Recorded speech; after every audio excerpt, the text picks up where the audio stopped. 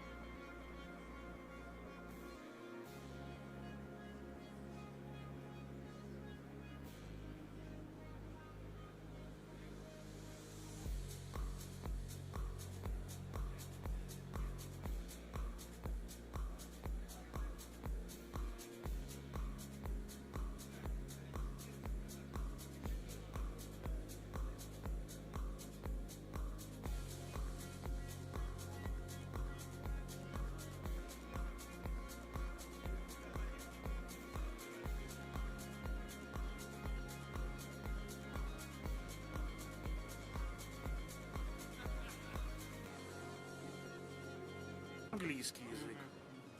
Понятно? Понятно.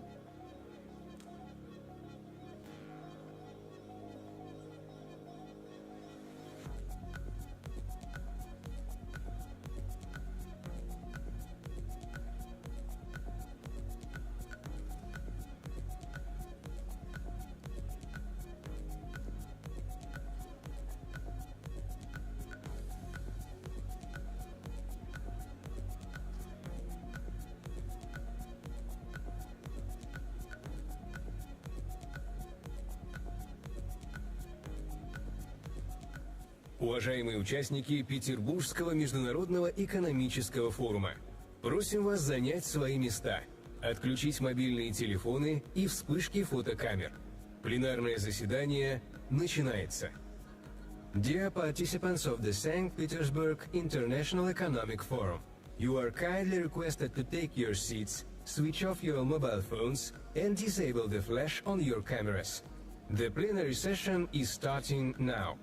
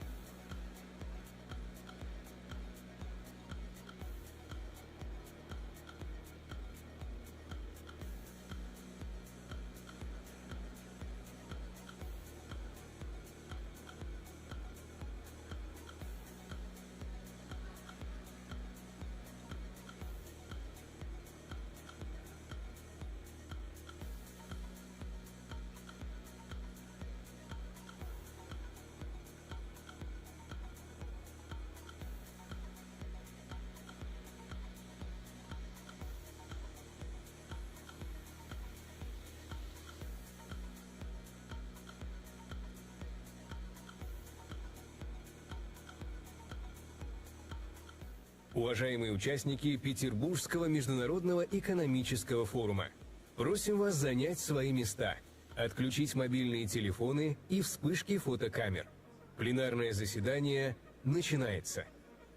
Dear participants of the St. Petersburg International Economic Forum, you are kindly requested to take your seats, switch off your mobile phones, and disable the flash on your cameras.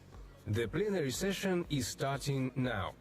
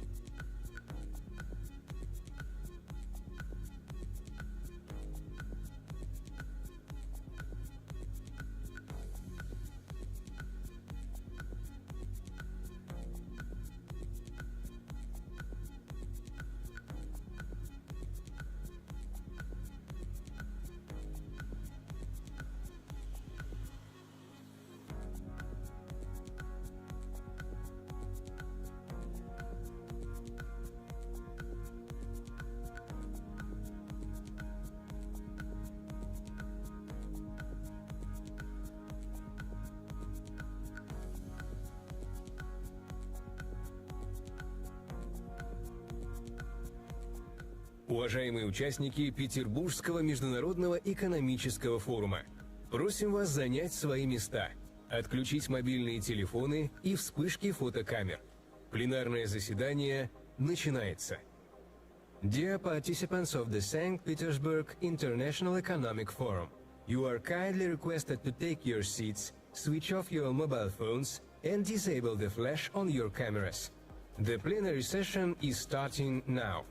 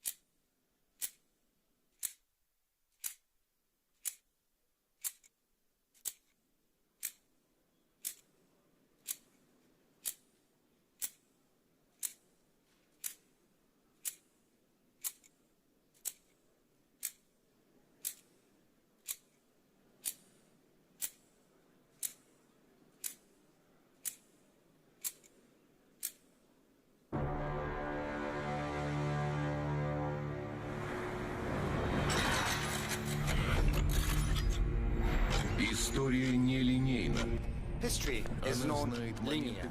It knows moments when humanity stood in silence before a choice, war or peace, separation or cooperation, chaos or stability.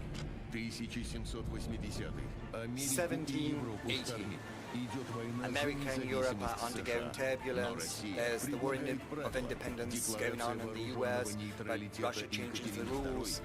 Catherine the Great takes the declaration of armed neutrality to protect neutral over arms, order over chaos. 1942. The world is facing a lethal threat. Two systems are in opposition, but pragmatism prevails. The USSR, the UK, China, the USA enter into an anti-Hitler coalition because serious challenges require union.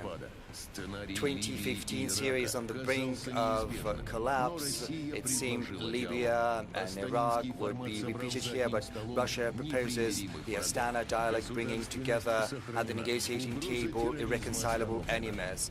The threat of terrorism has been ended. Right now the world is entering the era of irreversible changes, fight for resources, conflict, opposition. The decisions made today will determine the fates of millions, but there is a power in the world that can put an end to destructive trends. A country which remembers the lessons of history and stands willing to cooperate for decades to come. And this power is Russia. This is the place where dialogue begins. This is also the guarantee that agreements will function. Pragmatic dialogue, path to stable future.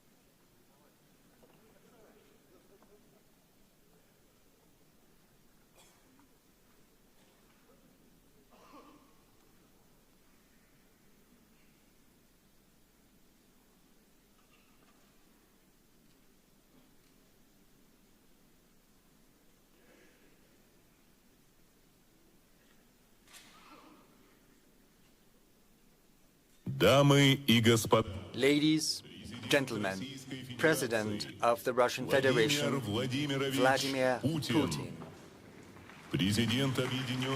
President of the United Republic of Tanzania, Samia Suluhu Hassan. President of the Republic of Uzbekistan, Shavkat Mirziyoyev. Vice President of the plenary session, Gita Mohan.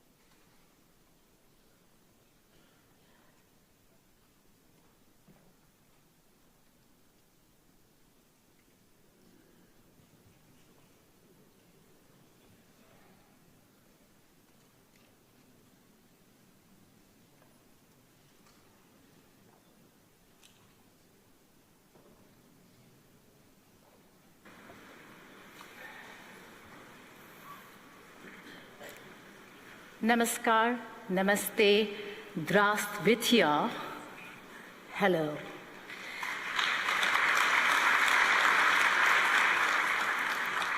Excellencies, distinguished guests and friends, it is a privilege to welcome you to this very important conversation at a time when the world is clearly standing at an inflection point.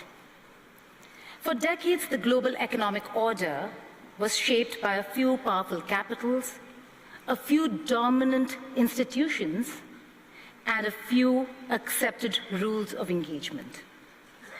But a new global economic order and architecture is emerging, one that is more diverse, more contested, of course, but also more representative.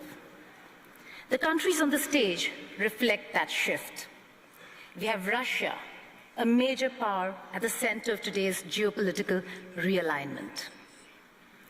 China, one of the world's largest economies and a defining force when it comes to AI, trade, and infrastructure.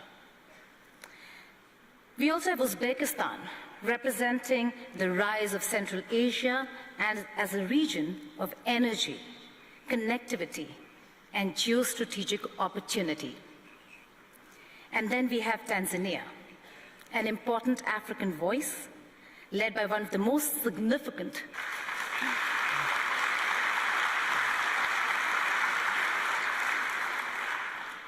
and of course, since the moderator is from India, we can say the stage also has a little bit of Indian spice, a little bit of balance, and just enough to keep everyone comfortable.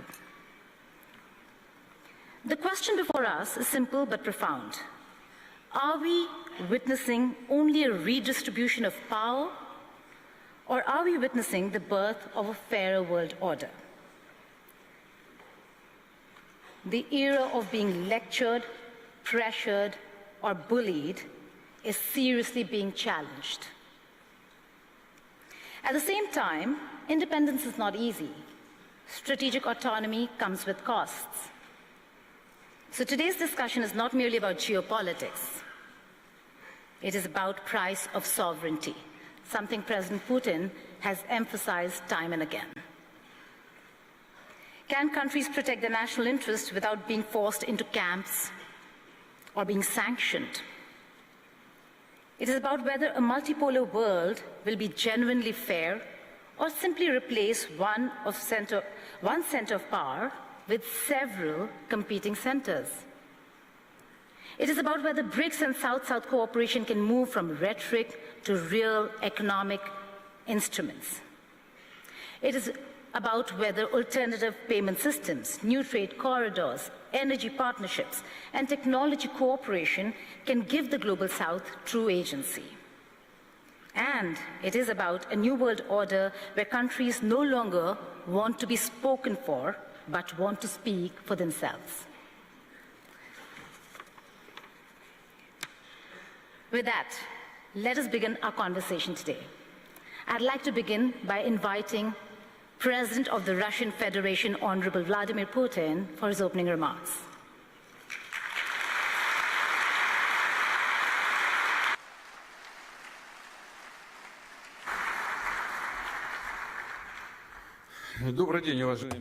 Good afternoon, ladies, gentlemen, President Mirziyoyev, President Samir Suluhu Hassan, Vice President Hang Zheng, ladies, gentlemen, it is an immense pleasure to see this august assembly, this room packed with people. President Mirziyoyev and I have just exchanged our views, and he said the room is packed, which is testimony to the interest caused by the St. Petersburg International Economic Forum.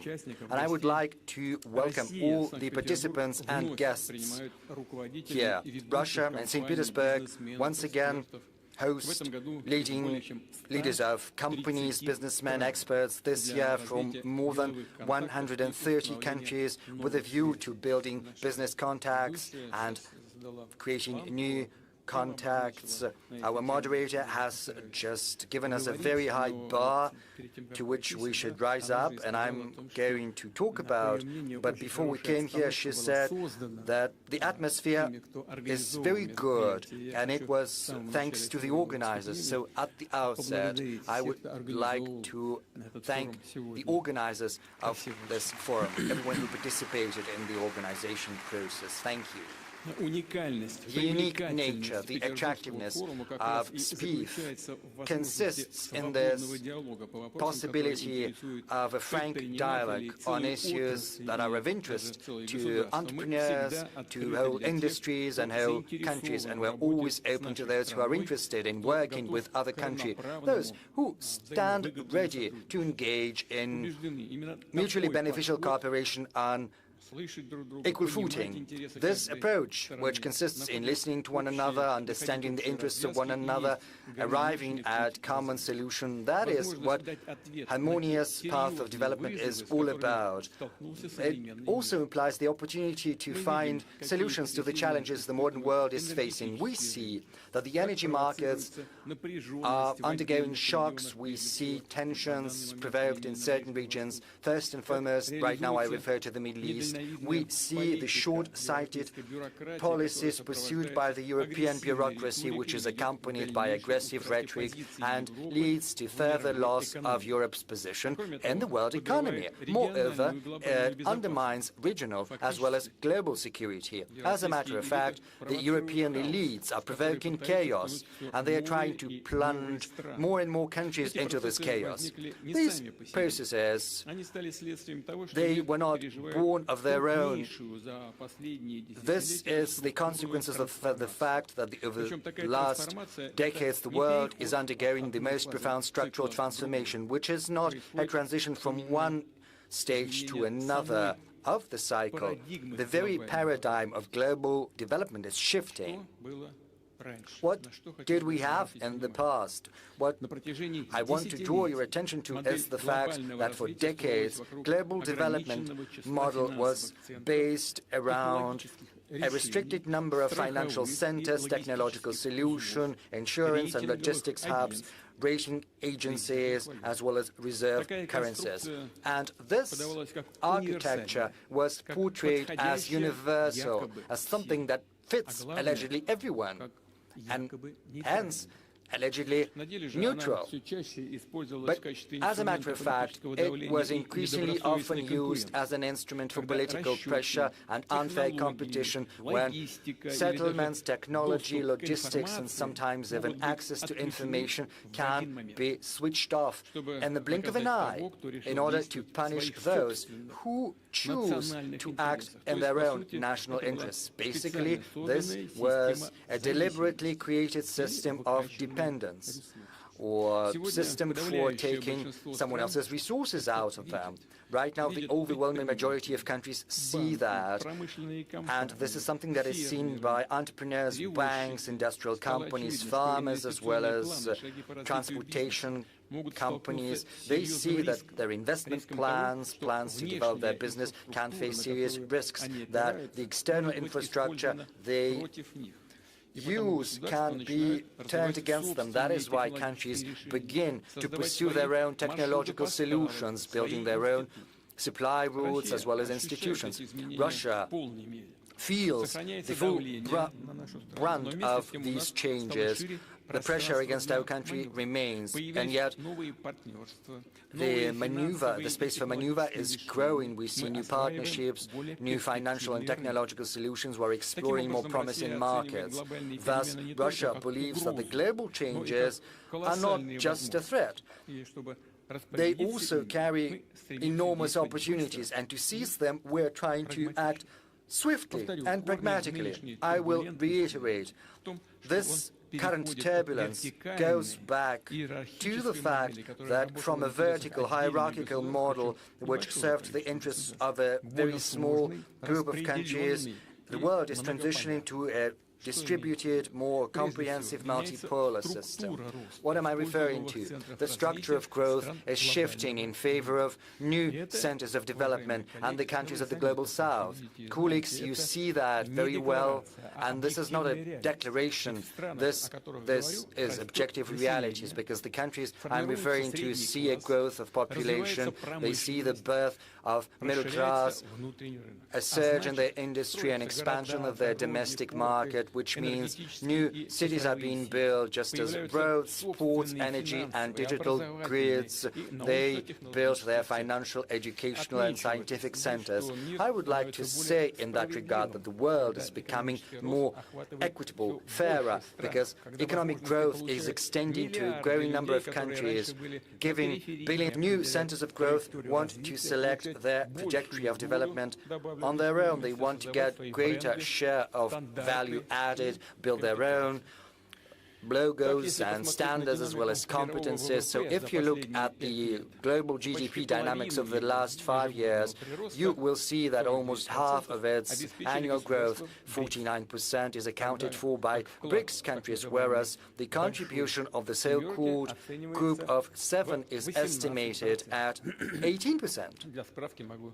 Just for your information, I can tell you that in 2021-2025, the global economy grew on average by 4.1%, annually 2% accounted for by BRICS and just 0.8% accounted for by the G7. Right now, the share of BRICS in the world GDP based on purchasing power parity stands at 40%, whereas the G7 share is less than 29%. So BRICS has already overtaken the G7, and it did so back in 2020, but this gap is increasing. This gap is expected to grow in favor of BRICS. But what are the sources explaining this process? This is due to the fact that BRICS is going to grow at a steadily greater pace. The pace is greater right now, but this trend is going to persist. The G7 is going to grow at best by 1.1% per year, whereas BRICS nations are going to grow by more than 4%. Colleagues, we are not the ones who say that. This is the World Bank and the IMF that are saying that. International institutions have to state this.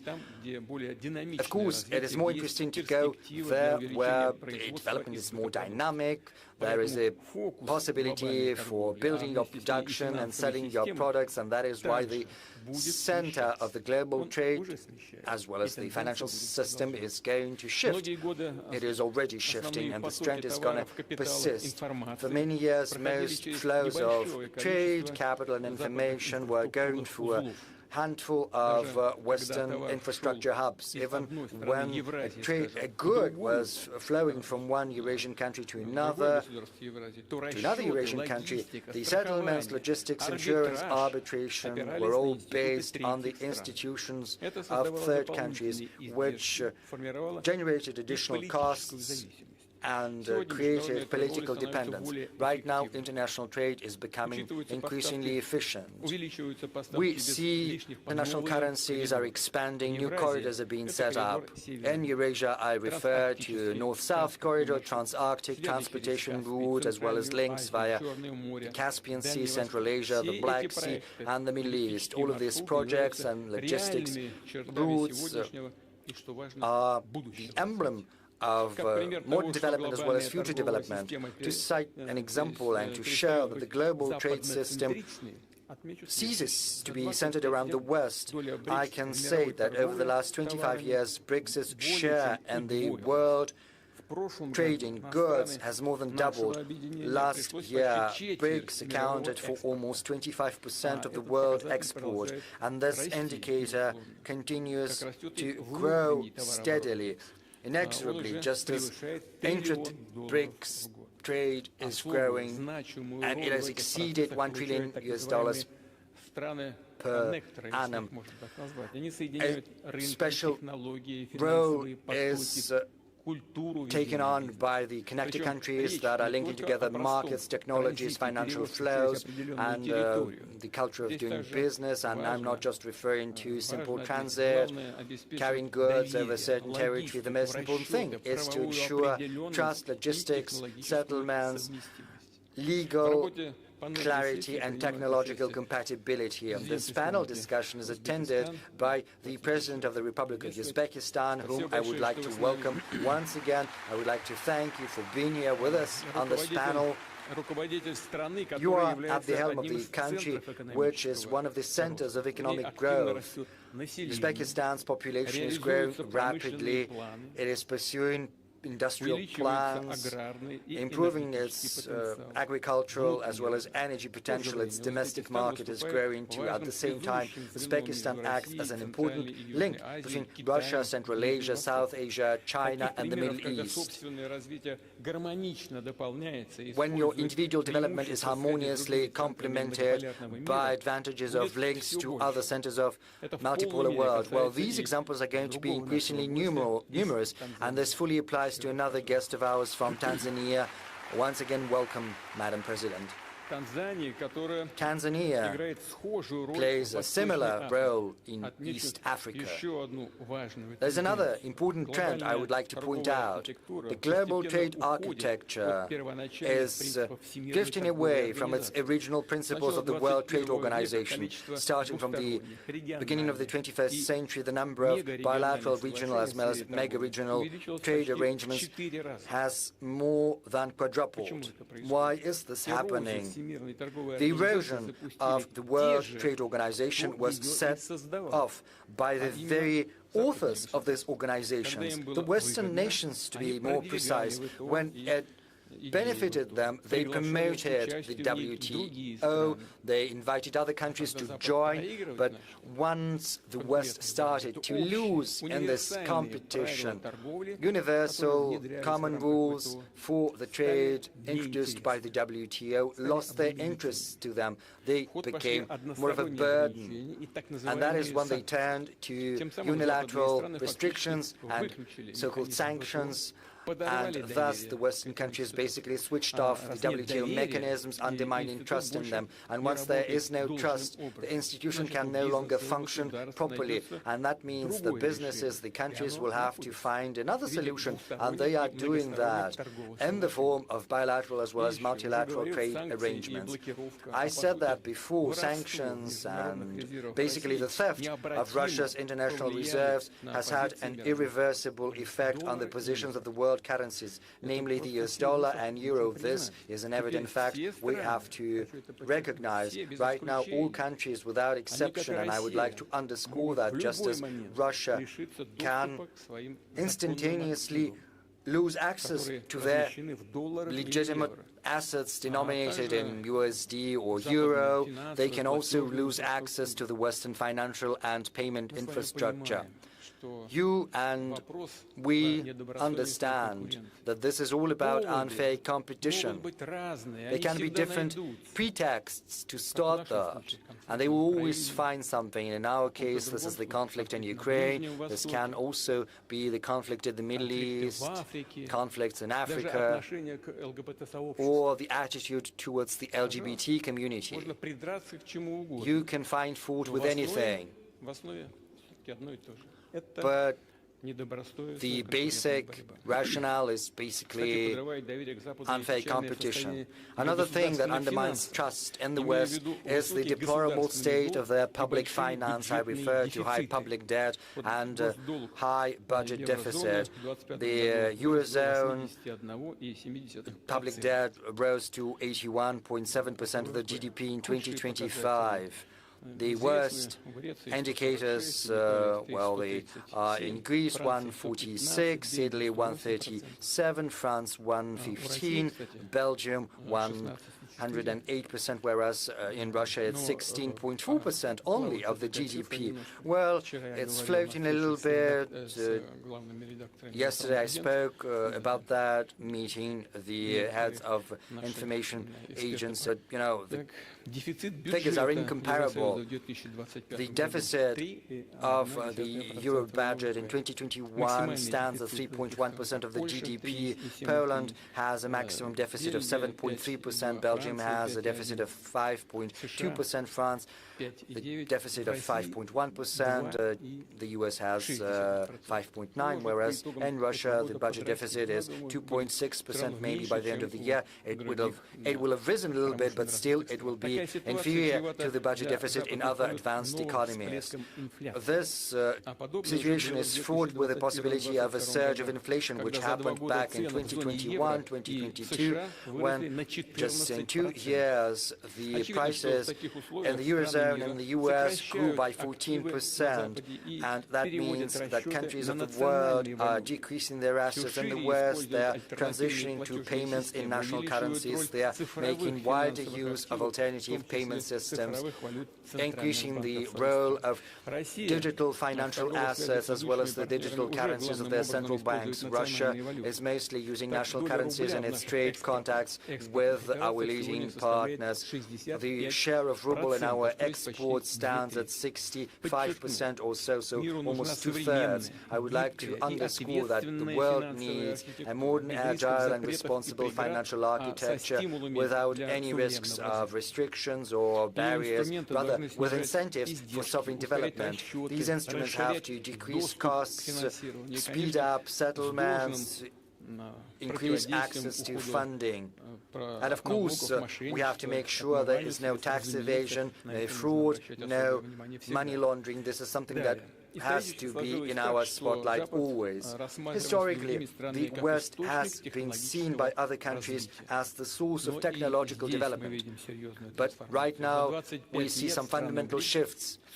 In this context, over the last 25 years, the BRICS countries have significantly increased their high-tech export. Right now, it has risen to more than 1/3 of their global supplies, which means that the global technical leadership is shifting. This is a gradual process, and yet it is already ongoing.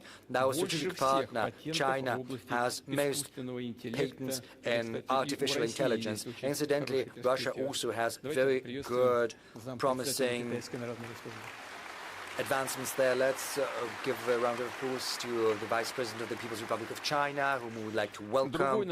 Another key partner of ours is India, which is one of the leading players in the IT industry. It accounts for a significant share of the global software market.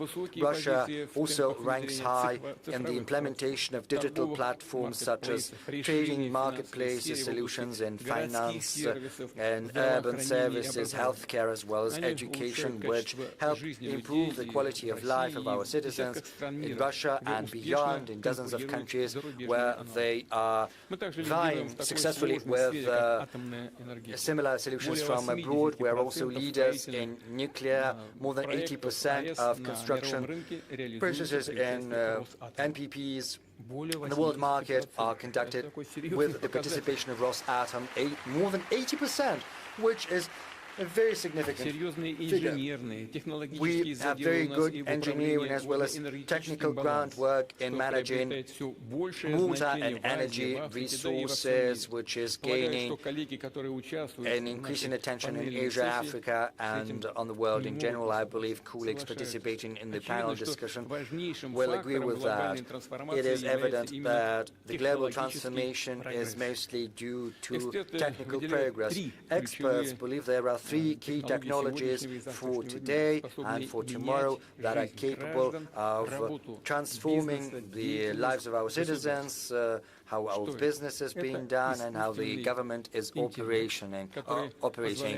I refer to artificial intelligence, which allows processing big chunks of data and making the best solutions in almost all fields. Another technology is autonomous systems, which can radically increase labor productivity and transform whole industries. And third, platform-based solutions, which allow market participants to work directly in real time and autonomously to exchange information and to conclude deals. Experts and scientists believe that the countries and groups of countries that have their own set of technologies in AI, autonomous systems, and digital platforms will become centers of sovereignty in a multipolar world. Moreover, without these technologies, real sovereignty is going to be unachievable. I would like to underscore the technological base is of paramount importance to countries with big population, vast territories, and unique cultures. These countries can't act as simply consumers of solutions offered by someone else. Otherwise, they risk becoming subject to foreign control via foreign platforms, and the question is how these platforms are going to be used. So big countries, two civilizations, are facing a historical choice. Either they come up with their own platforms and technological systems, or they are relegated to the digital periphery. And one should not be laboring under any delusion. First, foreign services can be very convenient, but then, sooner or later, you will see what the price of this dependence is going to be. Russia has learned its lesson. We saw that certain suppliers of software left the market. We saw payments blocked. We saw how politics interferes within commercial relations. That is why we're going to strengthen our critical infrastructure, and we will only cooperate and interact with those partners that honor mutual reciprocal obligations and commitments. We have this experience with the People's Republic of China for many years. China is Russia's strategic partner, a genuine one. Our economic cooperation covers almost all fields, from high-tech to transport to mechanical engineering to energy. Distinguished friends, as I said, the global leadership in the world economic ties is conditional on whether the country can ensure its own sovereignty. I wouldn't be exaggerating if I say that this race for sovereignty has started, has kicked off, and it's gaining traction. We're not just talking about the capability to oppose external pressure and defend national interests. This is about the quality of the government, the economy, and society. Sovereignty implies being smarter and being stronger. That means being able to better manage your resources, to better invest, including in your technical development. I will highlight that genuine sovereignty requires efficiency. We can't say that we are sovereign, and that is why we can afford to be expensive, slow, and inconvenient. Quite the contrary. In each and every field, we have to act the best, with the greatest efficiency, producing better, increasing the income of the government, business, and citizens. In difficult environment, Russia continues to reinforce its sovereignty rather than being isolated. It expands its circle of partners. It's true that the economic dynamics is moderate, and we'll probably get back to that, but I would like to remind you about the task fixed before the government starting from next year. We need to resume steady growth of our economy. We can only do that if we increase capital expenditure, launching a new investment cycle. In 2021-2024, investment growth in Russia was almost 38% in real terms. Last year, of course, there was a certain drop. I would like to draw your attention to the following fact. The launch of the new investment cycle is the key task of the economic authorities, whereas growing the investments is the most important KPI. It's important that economic growth should be well balanced, it should be based on domestic demand and combined with further reductions in inflation. And inflation has slowed down significantly and it keeps going down. I think I mentioned that inflation in this year is expected to be around 5.2%. Colleagues and I are in regular discussions about the economic agenda, and I would like to point out that the industrial output, the GDP and consumer activity in Russia, all of that is now in the black. In April, industrial production in Russia grew despite all the problems that we have been facing. I think we will face questions about that today too. At least in April, industrial production in our country grew by 1.9%, including the processing industry by 3.1%. While the retail volume of trade increased by 6.5%. In April this year, the GDP grew by 1.3%, and in January to April this year, the GDP grew by yet another 0.2%. Here's what I would like to say. We do hear certain criticisms from all parts, saying that we're going down. Yes, we have gone down to the exact level where the countries of the Eurozone have been for the past many years. The most important factor is that we have preserved the foundations of our macroeconomic policy, and I am sure that we will keep moving forward and upwards, and we must reinforce these trends. And the positions, the standing of our country in the world and our sovereignty must become ever stronger. Therefore, I would like to share certain ideas about what kind of sovereignty we require. Firstly, as stated previously, a sovereign economy is based on end-to-end integration of technologies, the use of advanced solutions, which simplify the work of businesses and automate numerous processes, and thereby assist us in increasing productivity and the economic efficiency in general. This is especially relevant in the areas of defense and security. Russia is showing good results in the integration of digital platforms in all the areas of our economy. Speaking of e-commerce, we see about a 30% growth a year in this field. Our country is one of the global leaders in this area. This shows the quality of Russia's digital platforms that bring benefits to the Russian producers and foreign suppliers as well. Today, I mentioned our friends and partners from the Republic of Uzbekistan. I will give you an example. The volume of trade in Uzbekistani goods using the Wildberries platform alone in 2023 amounted to $418 million. That was in 2023. In 2025, it amounted to almost $1.5 billion, potentially reaching more than $2 billion this year. What does this mean? The producers of various kinds of goods, including small and medium-sized enterprises and producers, use this platform to access the Russian market. And more than just the Russian market, they have access to other markets as well. And the volumes keep growing. And the people work more efficiently and make more money. Small and medium-sized enterprises are developing. And at the same time, this happens using modern logistics, modern systems of taxation and fee payment, and we can only welcome such solutions. The volume has already grown by 3.5 times and continues to rise, thanks to access to all the consumers on the Eurasian economic space. and access to the partner countries, for example, in the dynamic African continent. This is also what we see using our platforms. Today, this Russian platform opens opportunities for businesses to reach more than 500 million potential customers across the world, and the numbers keep growing. Therefore, Russian digital platforms become a true driver for developing our partners' economies.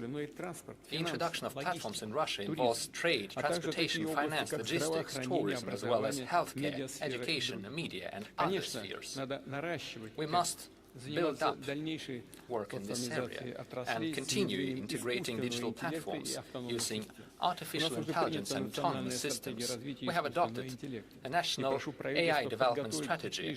I will ask the government to prepare similar national strategies for the development of autonomous systems and digital platforms. At the Future Technologies Forum, which will take place in the beginning of next year, I suggest discussing the development of ecosystems of digital platforms in the economy. I will ask the relevant interministerial work group under the presidential administration to support the preparation for this forum. The second point I would like to make. Today and in the future, the sovereignty of the country is defined by people, their knowledge, their professionalism, their capacity of learning new technologies, creating new advanced goods, services, and entire niches in the market. These professional skills must be well paid. Only in case we ensure high quality of living and high salaries, our country shall be competitive and successful from the demographic standpoint. With our strong professionals who are ensured of their professional future and their careers, Russia has one of the lowest unemployment rates among all the industrially developed countries. It currently stands at about 2.2% of the economically active population. This is a very good figure compared to other developed states. To compare, I could say that Japan is close to us with 2.5% unemployment rate, India with 4.2%, the United States at 4.2%, and the Eurozone at 5.9% of unemployment. Over the past 5 years, salaries in the Russian economy have grown in real terms by more than 30%. I am talking about real terms, minus inflation. The rates are definitely high. Let me underline that further stable growth of salaries shall be linked primarily with increased productivity, as well as efficient organization of production based on modern technological solutions and our strong school of engineering. There is another matter related to labor mobility, when specialists can find more advanced and highly paid jobs at a new enterprise in a different region of the country, where professionals are more demanded and where they may find new industries from the strategic areas that create goods with high added value. We know that young people are the most mobile ones, those who have just graduated or are about to graduate from universities and schools. In order to ensure their professional start in the career, we agreed to legalize and create a legal framework for internships, defining the obligations of the employers and labor guarantees for the employees. We also agreed to modernize the student contract and to adapt it to modern conditions. I know that amendments to the labor code have been prepared. I will ask the government and the State Duma to accelerate their adoption. Third point, it is obvious that sovereignty of a country as large as Russia is not just defined by the capital or a few major industrial centers. Each region must attract investments and create high-quality jobs, develop their industries and their urban environments. Our platform shows different exhibition stands where the regions of the Russian Federation show their benefits, their successes and their future plans. They organize talks with investors, with companies wishing to reach their markets. I'm sure that the members of our panel's discussions and the guests have already seen the diversity of the Russian regions and had an opportunity to take a look at the exhibition. As per tradition, during the forum, we take stock of the national rating of the investment climate in various regions of Russia. The first place this year was given to Moscow, the republics of Tatarstan and Bashkortostan, the regions of Nizhny Novgorod and Moscow. For the first time, St. Petersburg and the region of Sakhalin were among the top regions in investment climate. The regions showing the best dynamics are the Antimansy and Yamal-Nenetsk autonomous regions, the regions of Omsk, Vladimir, Volgograd, as well as Krasnodar and Primorye. I congratulate our colleagues on achieving such good results.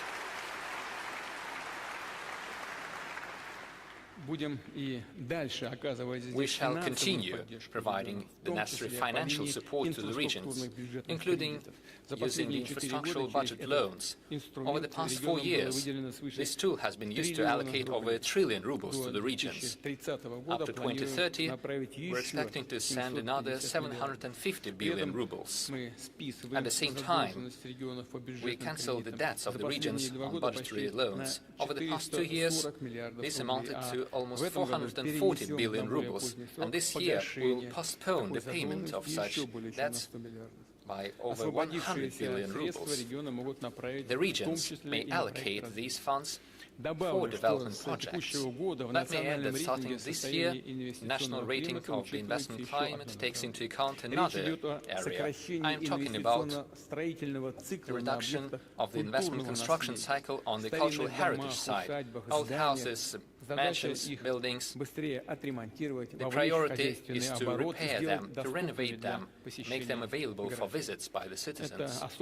This is especially relevant for the cities of central Russia, for our tourist points of attraction, including those on the world-renowned route of the Golden Ring. Let me take note of successful work on cultural heritage sites in the regions of Yaroslavl, Nizhny Novgorod, Lipetsk and Novgorod, as well as the Republic of Tatarstan. I hope that other regions will follow their example. Speaking of the restoration of cultural heritage sites and speaking of development of the regions of our country, it is important to use the capacity of our business partners, major enterprises playing a defining role in the economies of certain regions. A decision has been taken to prepare mechanisms for the involvement of such enterprises in the construction sphere, in the construction of social infrastructure, kindergartens, schools, hospitals and clinics. I will ask them to finish this work in the shortest terms. We have agreed that major state companies and corporations shall move from Moscow to the regions in order to decrease the load on Moscow and give a new push to the development of businesses in the regions, to increase their revenues and to create new jobs. Mr. Sobyanin, this wouldn't hurt Moscow, I believe. We have positive examples of such relocations of major enterprises, like the Roshydro Company and PSB Bank. The United Engine Construction Corporation has also taken similar decisions. The Russian railroad company is finalizing such steps, and other railroad construction companies are also considering such decisions. I understand the difficulties related to the relocation of companies, but we need to be more active in such efforts. Furthermore, modern entrepreneurship is not only about business development. This is a truly creative work, which creates a more comfortable urban environment and entire new cities which are comfortable and attractive for life. We have such examples. I believe it is important to support initiatives of private investors, to give them more creative freedom using new economic and constructive solutions, to connect high-tech investments, tourism, culture, creative solutions and local identity as part of the a special legal regime. We also need to consider the possibility of collective investment into urban environment projects. I'm talking about the mechanisms that would allow the citizens to be directly involved in the development of their own region or their village, to invest into the improvement of the places where they live. I ask the government, together with the Institutes of Development and the Strategic Initiative Agency, to establish the legal framework for that. The next point, a strong, sovereign, dynamic economy means more private initiatives. It is the entrepreneurs and companies who establish new market niches, produce new goods and services, and stimulate employment. To ensure high business activity, we need predictability and stability of the investment climate. Business shall clearly understand the taxation system, the tariffs, the regulations, the measures and mechanisms of support by the state. In general, they must understand the working conditions for years to come.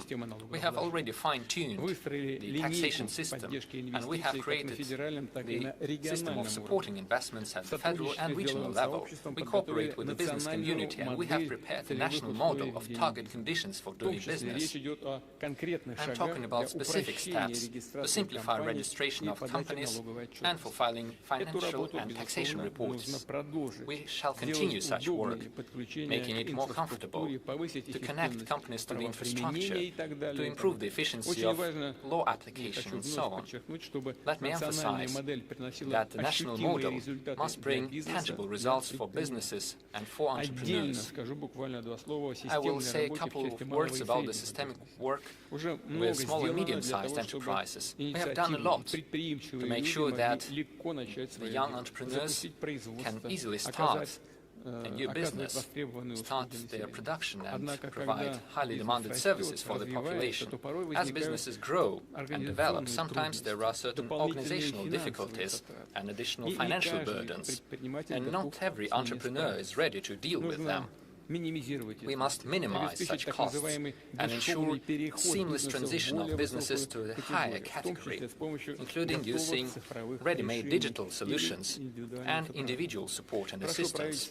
I ask the government, together with the Web Bank and with the business communities, to prepare a concept for a smooth transition for growing businesses, which would encompass all the stages from self-employment to individual entrepreneurship and then to an enterprise with all the boons of corporate management.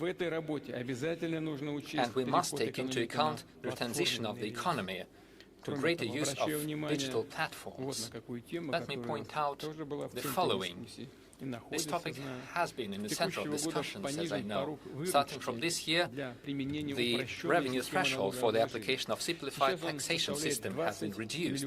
It currently sits at 20 million rubles, going down next year to 15 million rubles, and down to 10 million in another year. We have discussed this issue with the business community in great detail, as well as with the chair of the government of the Russian Federation. I believe it is possible to postpone the further reductions of the threshold of revenue.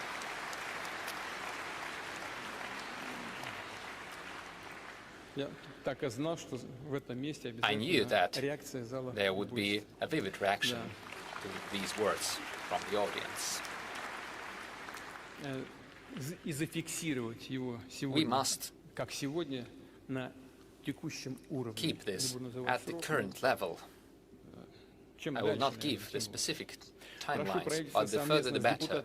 I ask the government, together with the members of the State Duma, to take the necessary amendments, and together with the representatives of business communities, I suggest thinking about more preferential and comfortable rates and conditions for small and medium-sized enterprises in the production areas. I think this would have a positive effect on establishing a more fair and competitive business environment. This task of the so-called whitening of our economy has been set forward, and we will advance in finding a solution. And the next point, a strong and sovereign country cannot be closed off or isolated. Life has proven that we must produce critically important produce and goods. We must reinforce the infrastructure that has the highest importance for state security, for entrepreneurs, and for improving the quality of life. At the same time, we must build up links with our foreign partners, establish cooperation, advance trans-border projects. We shall continue carrying out our plans to expand our automobile roads and railroads. Using Russian technologies, we shall develop the network of high-speed railroads. We already have the pilot project, the Moscow-St. Petersburg Railroad. We shall also expand the capacity of seaports and the trans-Arctic transportation corridor as a global artery. We shall develop Russian trade and ice-breaking fleet, build tankers and other vessels of different classes. Our goal is to become one of the top 10 countries in the deadweight of our trade fleet. I ask the government, the transportation ministry to continue working to increase the attractiveness of our national trade flag. Our own logistical and industrial, technological and financial resources and a predictable environment for businesses and professional development are great competitive advantages in the global market. These are the preconditions for successful work with the countries and the investors interested in cooperation and partnership, with those who want to build up mutually beneficial alliances with us, those who want to invest into Russia, into joint businesses, and invite our Russian companies for cooperation. I am sure that the organization of events such as the St. Petersburg Economic Forum shall make a great contribution into this major and very important work, allowing all of us to achieve new success, to ensure the flourishing of our countries and people. Thank you for your attention.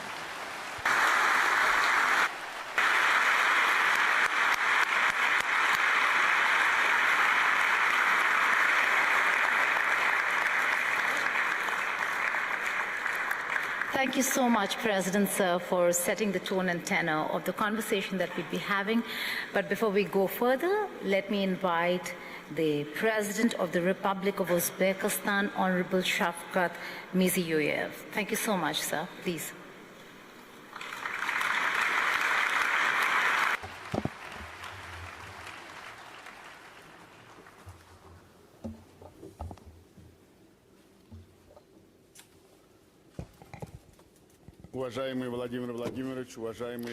Dear Vladimir Vladimirovich, esteemed heads of state and government, ladies and gentlemen, first of all, I'd like to express my sincere gratitude to the President of Russian Federation, His Excellency Vladimir Vladimirovich Putin, for this hospitable invitation and all this warm hospitality, and we all feel it here in St. Petersburg. I would also like to welcome Her Excellency, the President of Tanzania, Madam Samia Suluhu, President of the People's Republic of China. It is a great honor for me to participate in the St. Petersburg's International Economic Forum, which over the course of its 30-year history has become one of the most prestigious and sought-after platforms for discussing the key matters on the global agenda.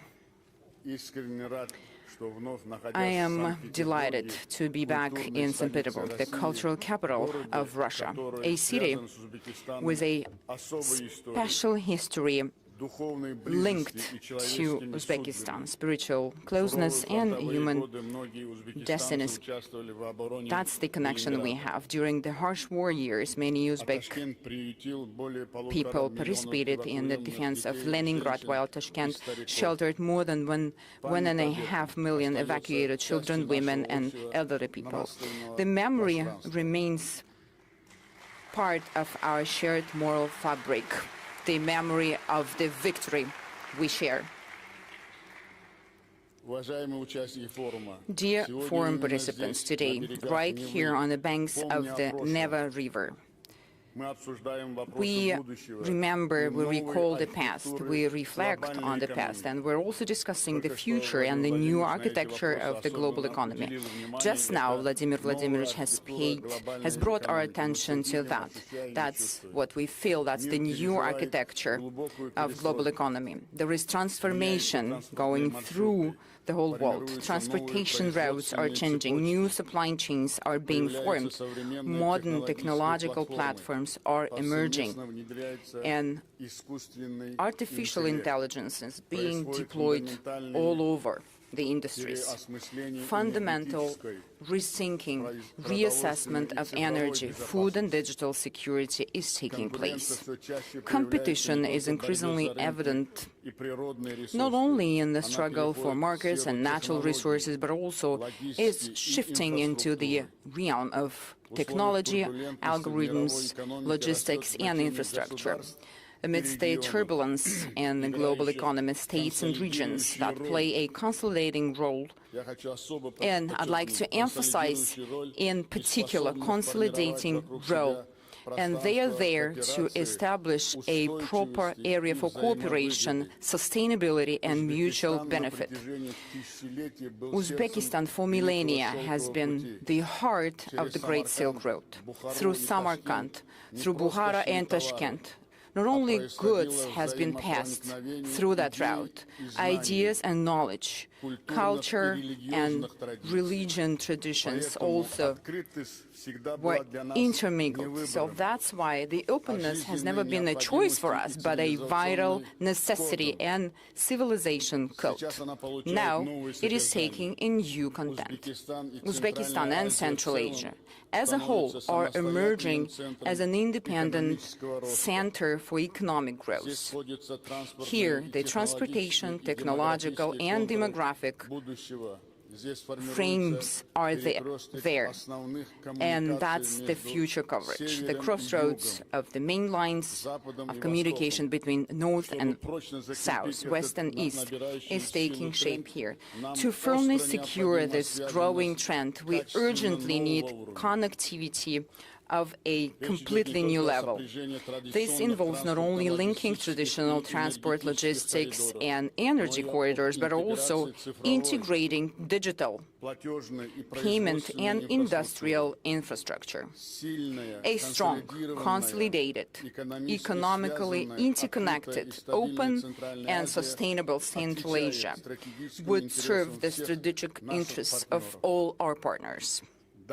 Ladies and gentlemen, Russia for Uzbekistan is more than just a regional neighbor. It is our time-tested strategic partner and ally.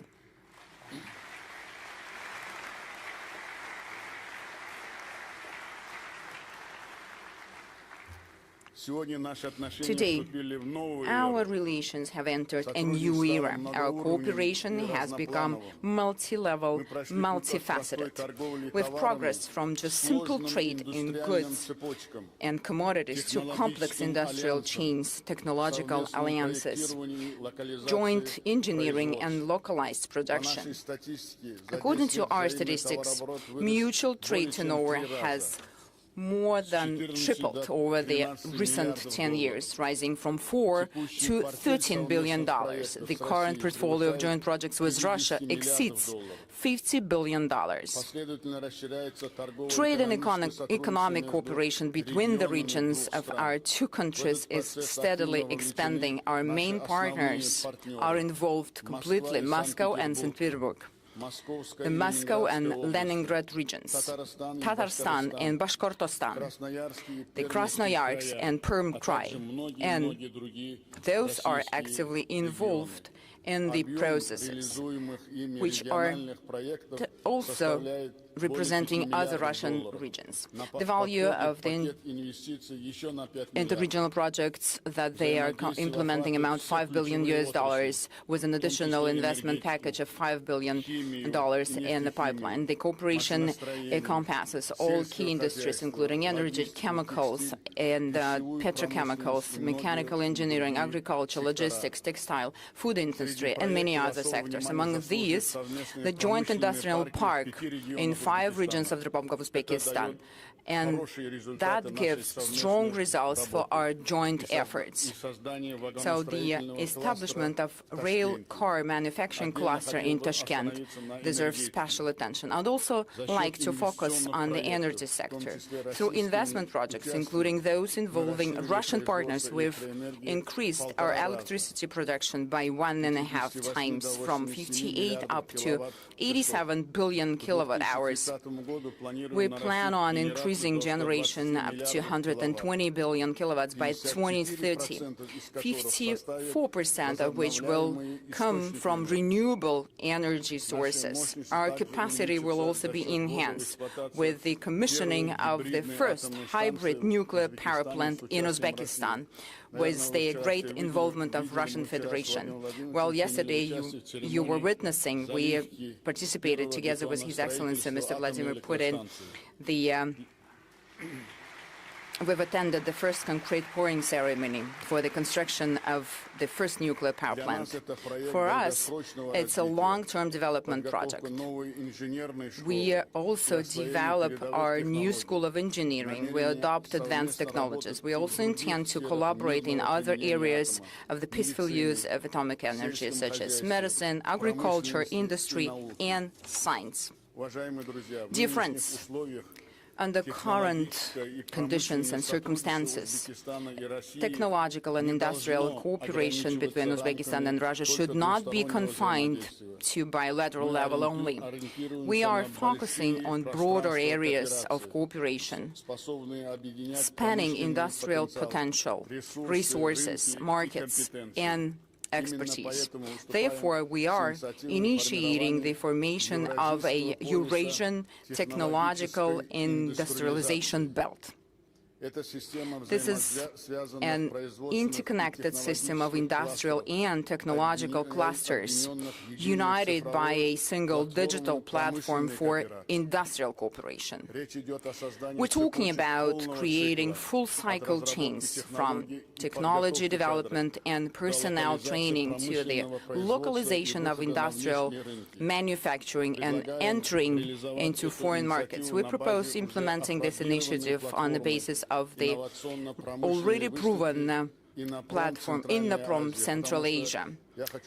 And I'd like to emphasize here that within this period of time, within these years, we were able to gain great experience of joint efforts.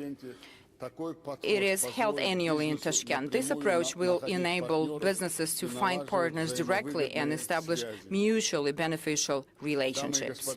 Ladies and gentlemen, well, indeed, digitalization is a promising area of cooperation. There is no doubt in that, as it is becoming a new language of economy. While infrastructure used to mean roads, pipelines, and power lines, today it primarily entails digital platforms. They form an entire ecosystem comprising jobs, logistics, payment services, and new export opportunities. Uzbek businesses are actively developing digital solutions and are open to technological partnership with a wide range of countries. For instance, our sales volume has increased 3.5 times over the last few years through Russian marketplaces, and Mr. Putin has mentioned that as well in his welcoming remarks in his address, and I'd like to emphasize that as well. And digital services reaching over $1.5 billion, that's quite a strong result, I think, and it's a great perspective for our future cooperation. To deepen our cooperation, we propose creating a joint digital ecosystem. This could initially include aligning regulations for digital trade and urban services, further promoting Uzbek and Russian brands on mutual platforms, establishing a unified digital employment profile, and developing artificial intelligence-based products. This will open up new markets for businesses and will provide our nationals, our citizens, with additional income opportunities. At the same time, in the pursuit of digitalization, it is important to keep in mind that ultimately the individual human being is at the core of all transformations. Today, Uzbekistan is one of the youngest countries in the world, with more than half of its population being young people. That's not just just a statistics. It is the source, the energy for development. It sparks new demand. It is our future. Our task today is not merely to provide young people with modern knowledge, equip them with that. It is also crucial to create an environment, conditions for them, where young people can master advanced skills and realize their potential. Cooperation in education and professional training plays a special role here. Uzbekistan is home to 32 branches of foreign universities. I'd like to repeat this figure. It is important. Together with Vladimir Vladimirovich, we worked together, and there was great support on behalf of Mr. Putin. Out of 32 branches of foreign universities, 15 are from Russian Federation. That's the largest network of Russian universities abroad.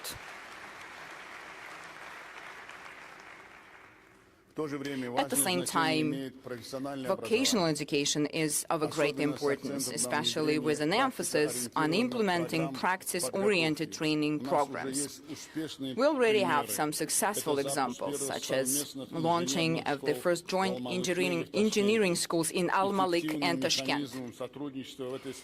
Online learning services could be an efficient mechanism for cooperation in this area, as they would enable young people, even in the most remote regions, to acquire the necessary knowledge.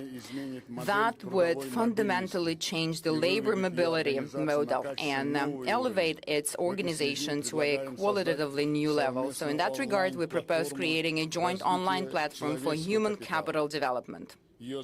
The platform will link education, professional training, and the labor market. The system could integrate educational programs, language and IT courses, support for young entrepreneurs, and access to employers. For the youth, it will be a clear pathway into new economy. For businesses, it will be a great access to a pool of trained specialists.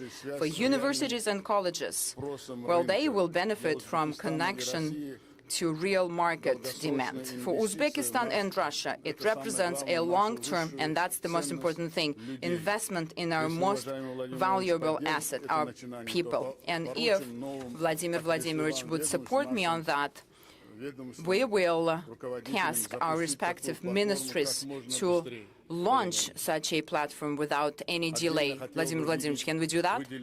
And I would like to highlight tourism as a separate humanitarian foundation for our partnership. This industry is best suited to foster the economy of trust. When people come to Uzbekistan, they experience not only monuments and cities, but also the culture, hospitality, the business environment, and business opportunities. In 2025, we hosted nearly 1 million Russian visitors, and we are ready to welcome even more this year. To this end, we are developing our tourism infrastructures, and not only that, but also creative economy. By 2030, creative economy will account for 5% of our GDP. Thereby, it will become one of the key drivers of economic growth. In order to strengthen cultural and humanitarian dimension of our cooperation, we propose launching the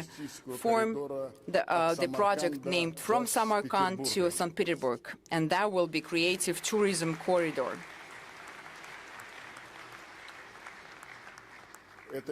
This initiative involves organizing joint art and film festivals, museum exhibitions, culinary weeks, and musical events. Yesterday, Uzbekistan's cultural and artistic projects were launched at the Mariinsky Theater and the State Hermitage Museum. Dear participants of the forum, the year 2026 holds special significance for our country. We are approaching a landmark milestone in our systemic reforms. A decade ago, we embarked on the construction of a new Uzbekistan based on openness, inclusivity and pragmatism. Over these years, we've established a strong foundation for long-term growth, including a favorable business environment, a stable industrial base, and new infrastructure. Our economy has grown. In 2016, our economy was only $50 billion. Now, within this period of time, up to the end of 2025, it has increased up to $147 billion. And we forecast growth of over 8% this year. During the period of reforms, we've attracted more than $150 billion in foreign investment and launched thousands of modern enterprises. Export of commodities and services have almost tripled. Even right now, amid global instability, Uzbekistan continues to demonstrate sustained growth. Our economy is becoming more diversified. The domestic market is expanding, and the demand is growing for modern technologies, infrastructure, and high-quality jobs. One of Uzbekistan's key strengths is its young, vibrant, and rapidly growing population. This provides a long-term foundation for the development of entrepreneurship, technology, services, and industry. However, demographics alone do not guarantee success. This potential must be transformed into a powerful and intellectual resource, manifesting as competencies, productivity, and the capacity to create high value-added products and technologies. Since the beginning of our reforms, we've been committed to integrating market efficiency and social responsibility. This is the defining feature of the Uzbek model of economic development. The growth must be not only just rapid, it must also be sustainable, inclusive, and focused on improving people's quality of life. Over the last 5 years alone, the populational aggregate income has increased 2.5 times fold.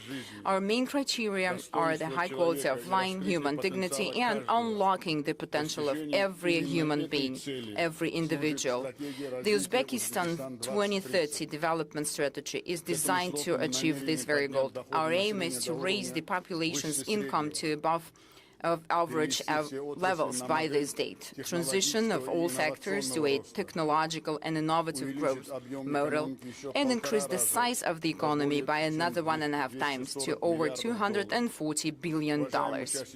Dear foreign participants, we are consistently creating all necessary conditions for global investments here in Uzbekistan. We are establishing a favorable business climate, improving market institutions, and increasing the level of competition and production potential. We invite present here investors to create new industrial value chains with the high value-added values. Our priorities are the deep localization of competences, production, and R&D, as well as the development of modern engineering and new export avenues.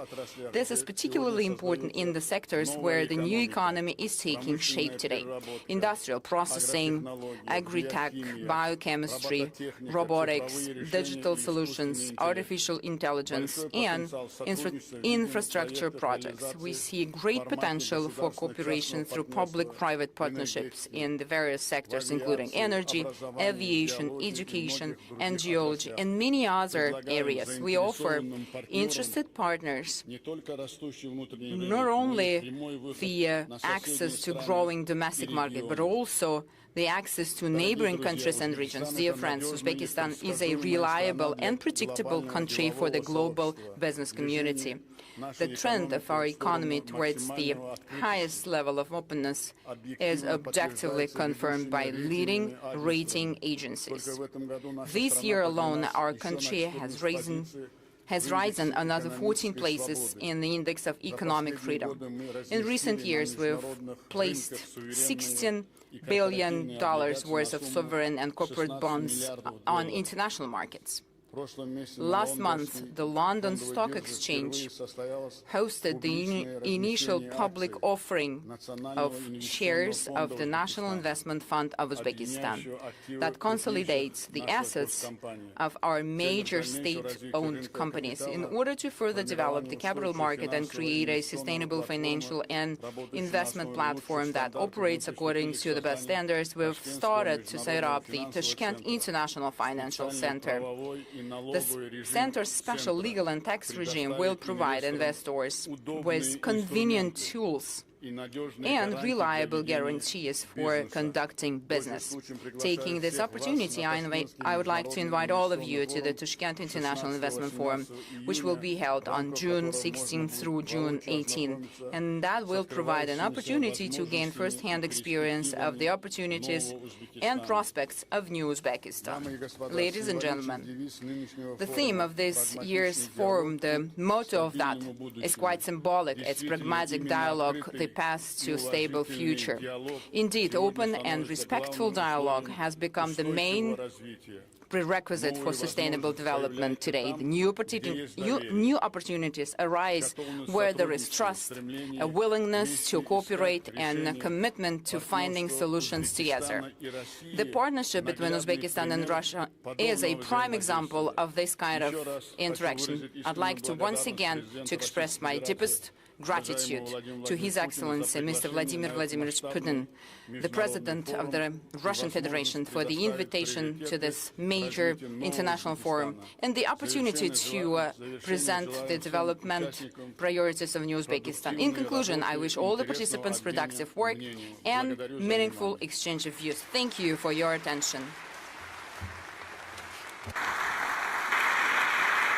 Ladies and gentlemen, that's the President of the Republic of Uzbekistan.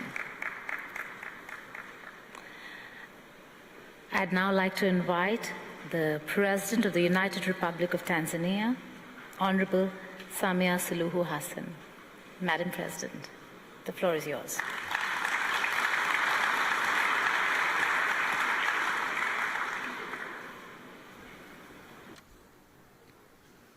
Your Excellency, Vladimir Putin, President of the Russian Federation, and our gracious host, Your Excellency Shavkat Mirziyoyev, President of the Republic of Uzbekistan, Your Excellency Han Zheng, Vice President of the People's Republic of China, honorable ministers and heads of delegations, distinguished captains of the industry, scholars and friends of Africa, ladies and gentlemen. At the outset, permit me to convey warm greetings from the fraternal people of the United Republic of Tanzania, greetings from the snow of Mount Kilimanjaro, the highest freestanding mountain in the world. Thank you. Greetings from the great plains of the Serengeti, where the wildebeest migration writes one of the nature's oldest and most magnificent stories, and greetings from the Spice Island of Zanzibar.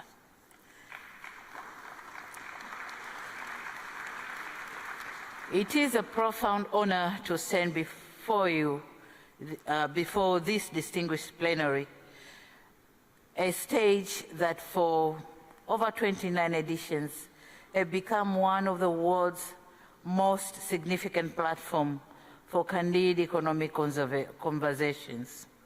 I sincerely reiterate my profound appreciation to our host, His Excellency President Putin, and the people of the Russian Federation for the warm hospitality extended to me and my delegation since our arrival in this magnificent country. Excellencies, as you may be aware, Tanzania and Russia share a long-standing partnership that spanned more than 6 decades. In December this year, our two countries will commemorate 65 years of diplomatic relations. Certainly, we do not take this milestone for granted. We treat it as an enduring testament of strong commitment to a mutually beneficial partnership that seeks to uplift the lives of our people. Excellencies, Tanzania is one of the fastest growing economies in Africa. Our economic growth currently stands at 6% and projected to expand to 6.3% by the end of this year. The goal is to attain an upper middle income economy status with a per capita income of around 7,000 United States dollar, in line with the Tanzania Vision 2050. In order to achieve this goal, we are building 3 pillars at once. We are prioritizing construction of transport infrastructure, including the standard gauge railway, with plans to connect the Dar es Salaam port to the land-linked countries of Rwanda, Burundi, and the Eastern Democratic Republic of Congo. On the same note, the 5-year development plan 2026-2031 outlines plan to extend the railway networks connecting Tanga port at the north of Tanzania to Musoma port in the Lake Victoria, and this is to facilitate transportation facilities in Lake Victoria to the neighboring countries. The Southern Corridor Railway, which is going to connect Tanzania to Malawi and Mozambique, is another railway project.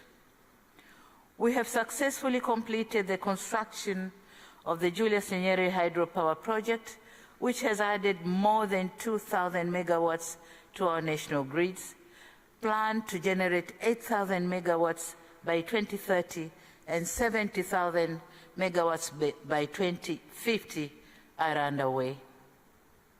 On the other hand, we joined hands with Uganda in implementing the East African oil pipeline that will transport crude oil through our territories to global markets. Similarly, we are expanding the soft infrastructure by increasing the broadband coverage to more than 95%, also building of more data centers and extending cross-border fiber as part of our national ICT broadband project. This project stretches beyond our borders and connects to the neighboring countries of Kenya, Uganda, Rwanda, Burundi, Zambia, Mozambique, and Malawi, positioning Tanzania as a regional digital hub for land-linked countries. Excellencies, allow me now to narrate a thought that I believe deserves a place in this forum. By 2050, 1 in 4 human beings in this planet will be African. Africa will be the only continent on Earth still adding workers to the global labor force on a large scale. Africa will host 9 of the world's 20 fastest growing economies. Africa's middle class will exceed 1 billion people, and the African Continental Free Trade Area, when fully operational, will constitute the largest single market in the world by population. This is not just a forecast, but an arithmetic. Africa is destined to grow. The question, however, is on what terms, with which partners, and whose model of growth. Africa somehow has chartered, thank you. Africa somehow has chartered its own development model.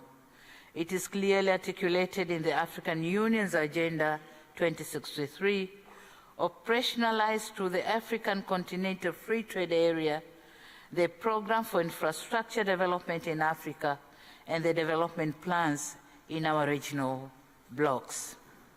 To date, talking of our bilateral relation between Tanzania and Russia, to date, relations between our investment authorities, the Russia's Roscongress, and the Tanzania Investment Authority have been formalized through signing a memorandum of understanding which will open a new bridge of business to Tanzania. Concrete steps have been taken to review our laws and regulations for purposes of creating favorable investment environment and henceforth attracting more capital investment. In 2025, we created a one-stop center for all investors coming to Tanzania. New companies can now register online within 24 hours.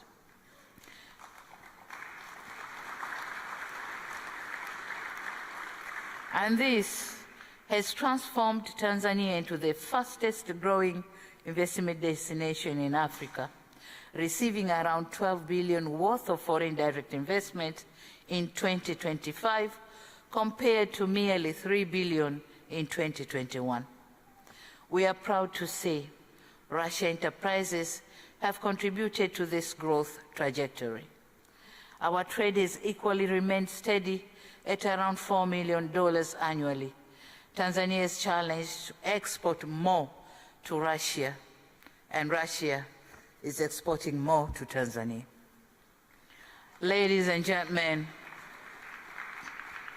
at this juncture, allow me to mention 5 main projects which we are here to seek partnership from international business community. First, we are delighted to inform you that Tanzania is embarking in one of the most ambitious port infrastructure development encompassing special economic zone. And this is being done just 4 kilometers north of our commercial city, Dar es Salaam. We are turning a small historic trade vicinity into a global hub of commerce, manufacturing, and maritime sector development. The Bagamoyo Special Economic Zone is our #1 flagship project, of which we welcome international enterprises to partner with us. Moreover, we are developing a complex Mangapwani port, transshipment port in our beautiful island of Zanzibar. The visibility studies for both ports are ready, and we are eagerly encouraging partners to join us in investments. Second, on mining and mineral beneficiation, we have endeavored to ensure that the existing wealth of gold, uranium, nickel, graphite, helium, niobium, and other rare earth elements bring us massive economic returns. Our national policy is clear. We intend to move steadily from being a producer of raw materials to a producer of finished products. We invite partners to invest with us in industrial parks that will give a real meaning of mining beneficiation. Third is on tourism. Tanzania is one of the world-renowned tourist destinations.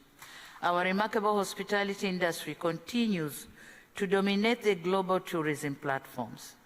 Last year, for the second time, the Serengeti National Park won the African Leading National Park at the World Travel Awards held in December 2025. At the same time, Tanzania has also been crowned as Africa's leading destination, and Zanzibar was awarded Africa's best corporate retreat destination. As part of our plan to attract tourists from Russia, we have designated our national carrier, Air Tanzania, the wings of Kilimanjaro, to begin direct flights between Dar es Salaam, Moscow, and Zanzibar. And this is going to begin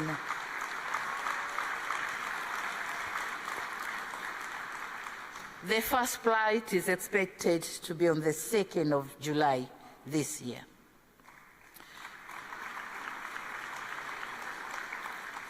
We aim to increase the Russian visitors to Tanzania to 500,000 by the year 2030 and 1 million shortly after. Fourth, as part of efforts to transform the agriculture sector and enhance food security, we have prioritized local fertilizer production to sustain our growing domestic demand. Since Russia is the world's largest exporter of fertilizer, Tanzania highly encourages establishment of the local fertilizer plants geared to serve the country and the region at large. Fifth, on the critical area of energy generation. Tanzania has huge deposits of uranium. Our main target is to use some of it in generating nuclear energy to meet the growing demands, which is expected to reach 8,000 megawatts by 2030 and subsequently 70,000 megawatts by 2050. It is in this context that Tanzania is advancing to nuclear energy as part of our long-term strategy to diversify our energy mix and support sustainable economic growth. To guide this effort, we have developed an ambitious national roadmap for nuclear power development, including the use of small modular reactors in our long-term energy strategy. And here, the Rosatom company of Russia has shown great interest, and we are under discussion with them. In conclusion, Excellencies, it suffices to say that the world is moving faster than that necessitates developing countries to keep the pace. We must go where the wind blows. Indeed, this is a time for partnership, clarity, and trust. Above all, it is a time for us to take charge and realize our full potential. In this situation, I dare say that Tanzania is open for business. Tanzania is ready for new ideas and innovation. Tanzania is open for collaborations with international partners. This meeting has been a useful platform for enriching engagement in such endeavors. We are confident that the outcome of this forum will contribute significantly to promoting greater partnership in trading and investment. Your Excellency, President Putin, permit me once again to reiterate my gratitude to you, Your Excellency, for the generous invitation to be part of this important engagement. I also look forward to closer and greater economic collaborations between Tanzania and the Russian Federation, as well as other international enterprises who are ready to work with us. Asante sana, spasiba bolshai. Thank you very much.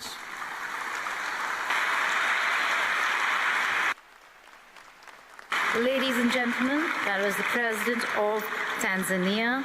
Tanzania is open for business.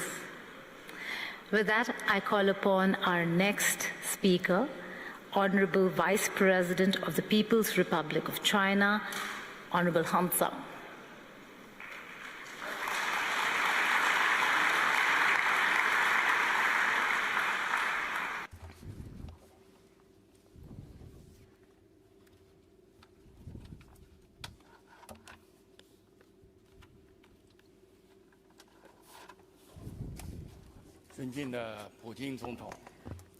Esteemed President Vladimir Putin,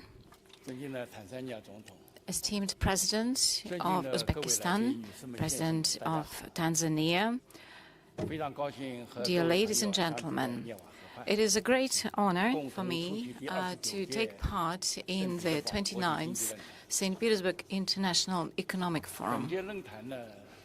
The current forum is held under the slogan, the pragmatic dialogue pathway to a stable future. And this is in line with the efforts of all the countries, especially in the current situations. We are striving for stability, cooperation, and development.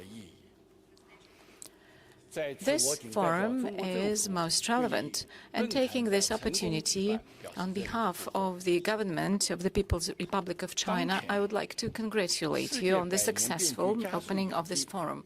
In the context of global transformations, we see a deficit of global leadership. In September last year, President Xi Jinping initiated the Global Governance Initiative, which is based on 5 major pillars. This is commitment to sovereignty and equality, international law, implementation of multilateral approaches, human centricity, and results-orientedness. This initiative was widely accepted in over 160 countries and international organizations. And the Global Friendship Club under the aegis of the United Nations is demonstrating that this pathway is a way forward to the development and cooperation. China was an initiator of this principle, and with our practical steps, we unite parties in order to promote reformation of the system of global governance. Ladies and gentlemen, dear friends, implementation of the initiative on global governance requires combined efforts of the international community. Being the leading world powers and the permanent members of the Security Council, the United Nations, China and Russia have an important mission in transformation of the system of global governance. And upon the results of the recent summit in Beijing, the President Xi Jinping and President Vladimir Putin, a joint declaration was published about the establishment of the multipolar world and new relations of a new type. And this document reflects the solid commitment and responsibility of both China and Russia as leading players in promoting a more fair and equitable world governance system. China is ready, together with Russia and other countries, to strengthen cooperation within this initiative on global governance, develop peace where openness, tolerance, equitability, fairness, and mutually beneficial cooperation will be governing. And I would like to share with you the following ideas. First of all, we need to promote the principle of equitable cooperation, and we need to stand for world governance principle on a mutual utilization of resources. In the conditions of protectionism, the world community seeks for valuing major principles and multipolarity factors. We need to follow the genuine multipolar principles, participation of all countries in equal decision-taking and equal participation in global governance. And we need to be committed to democratization of world relations, and our voice should be louder in the area of developing countries, and all this for the benefit of reflecting the interests of all countries in global governance. Secondly, we need to protect international justice and the authority of the United Nations. All parties should protect the international system based on international law, world order, and the governing norms of world relations in line with the principles and Charter of the United Nations. And we are against a hegemony in all its forms. We need to protect international justice using the international law and norms, and we should counteract double standards. We need to support the authority of the United Nations in the new context, so that this organization should play the role of the platform for overcoming different challenges for all states. Thirdly, we need to promote a comprehensive development and ensure benefits to all peoples of the world. In order to improve global governance, we need to follow the following goal. It is improving the welfare and wealth of the population, and the sustainable development of the United Nations up to 2030 should be expanded, and we need to promote prosperity of all the countries. China will continue to be open in its external relations, and high-quality development of China will ensure opportunities for the world. China, as a hosting country for the Asia-Pacific Economic Cooperation Organization, is ready to contribute to promotion of the Asia-Pacific region and the whole world. The fourth principle, it is strengthening coordination of actions and providing more tangible results. China has been committed to the Belt and Way Initiative development and takes an active role in the SCO, BRICS and other integration associations, and we promote the international cooperation in such areas as artificial intelligence, climate change. China is also a co-founder of the International Organization on Mediation, together with over 30 states. It is necessary to coordinate international actions with an emphasis on bringing together strategic objectives and political coordination of different countries, also under the international states, in order to form a very powerful force to counteract world challenges. Ladies and gentlemen, dear friends, this year is the first year of the 15th five-year plan in China, which includes the huge plans of China development for the coming 5 years, and also it opens up horizons which are mutually beneficial for China's cooperation with all countries of the world.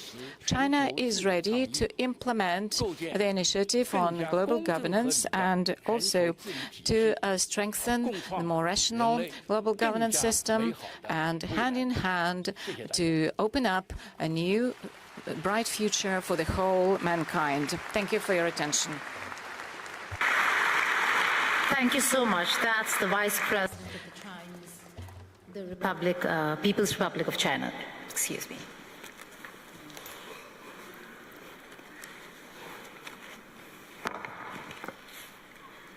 We're now going to open up the Q&A session, and we begin with what this room looks like. 130 countries, representation from not just the global south.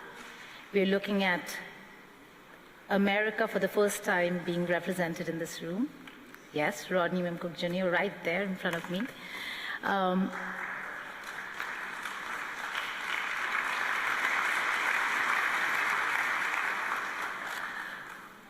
This is also a year where Saudi Arabia is the guest of honor, and so we have the Minister of Energy of Saudi Arabia sitting right there.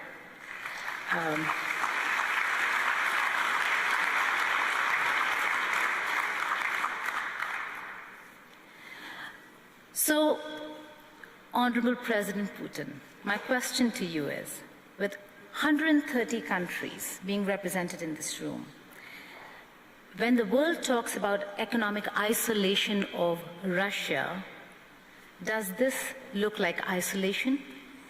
And pardon me for being a little forward when it comes to thoughts and opinions. Is it Russia that is isolated, or is it partly Europe today that stands isolated?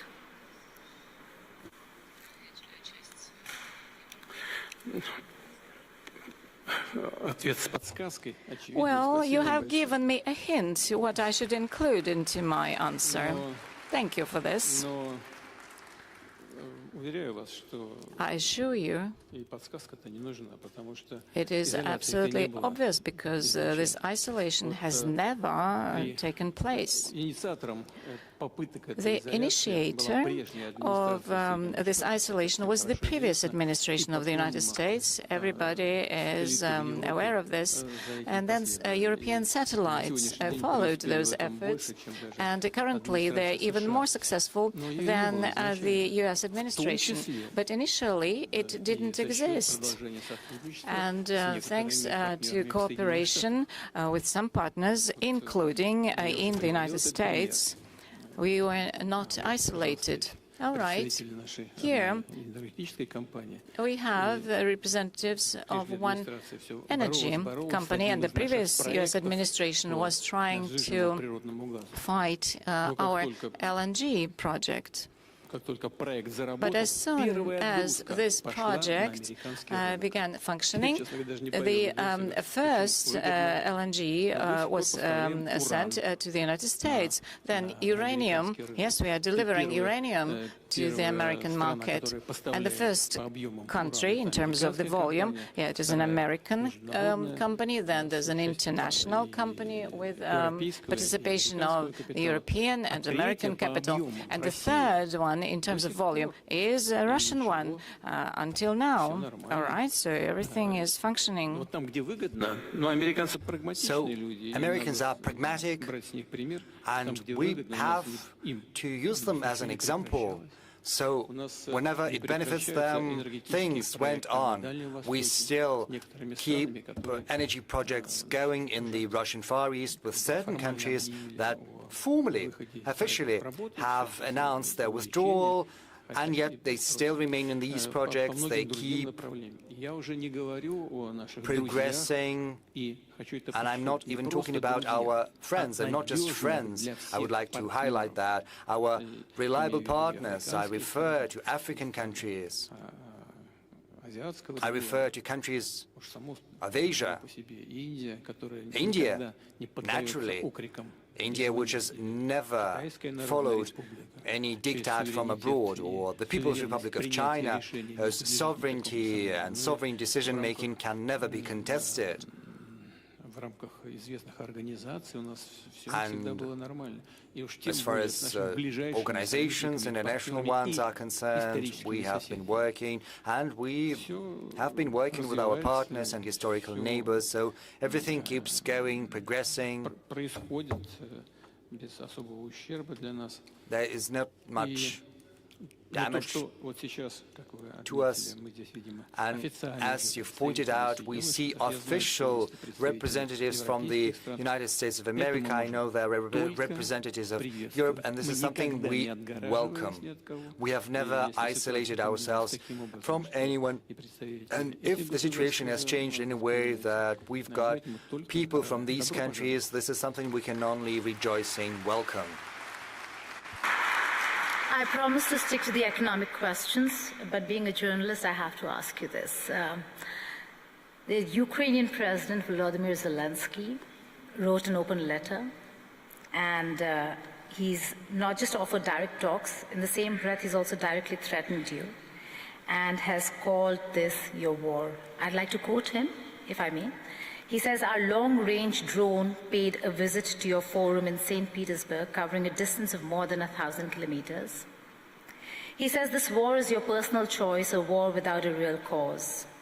We hear you are comfortable with the war, not in those cases when it comes to security of your residence in Valdai or your parade in Moscow. Your own life is valuable to you." He adds, "You will have to fight much harder for your own existence, not Russia, but your own." He has proposed to set a clear date for a meeting between you and him. Your first reaction, sir?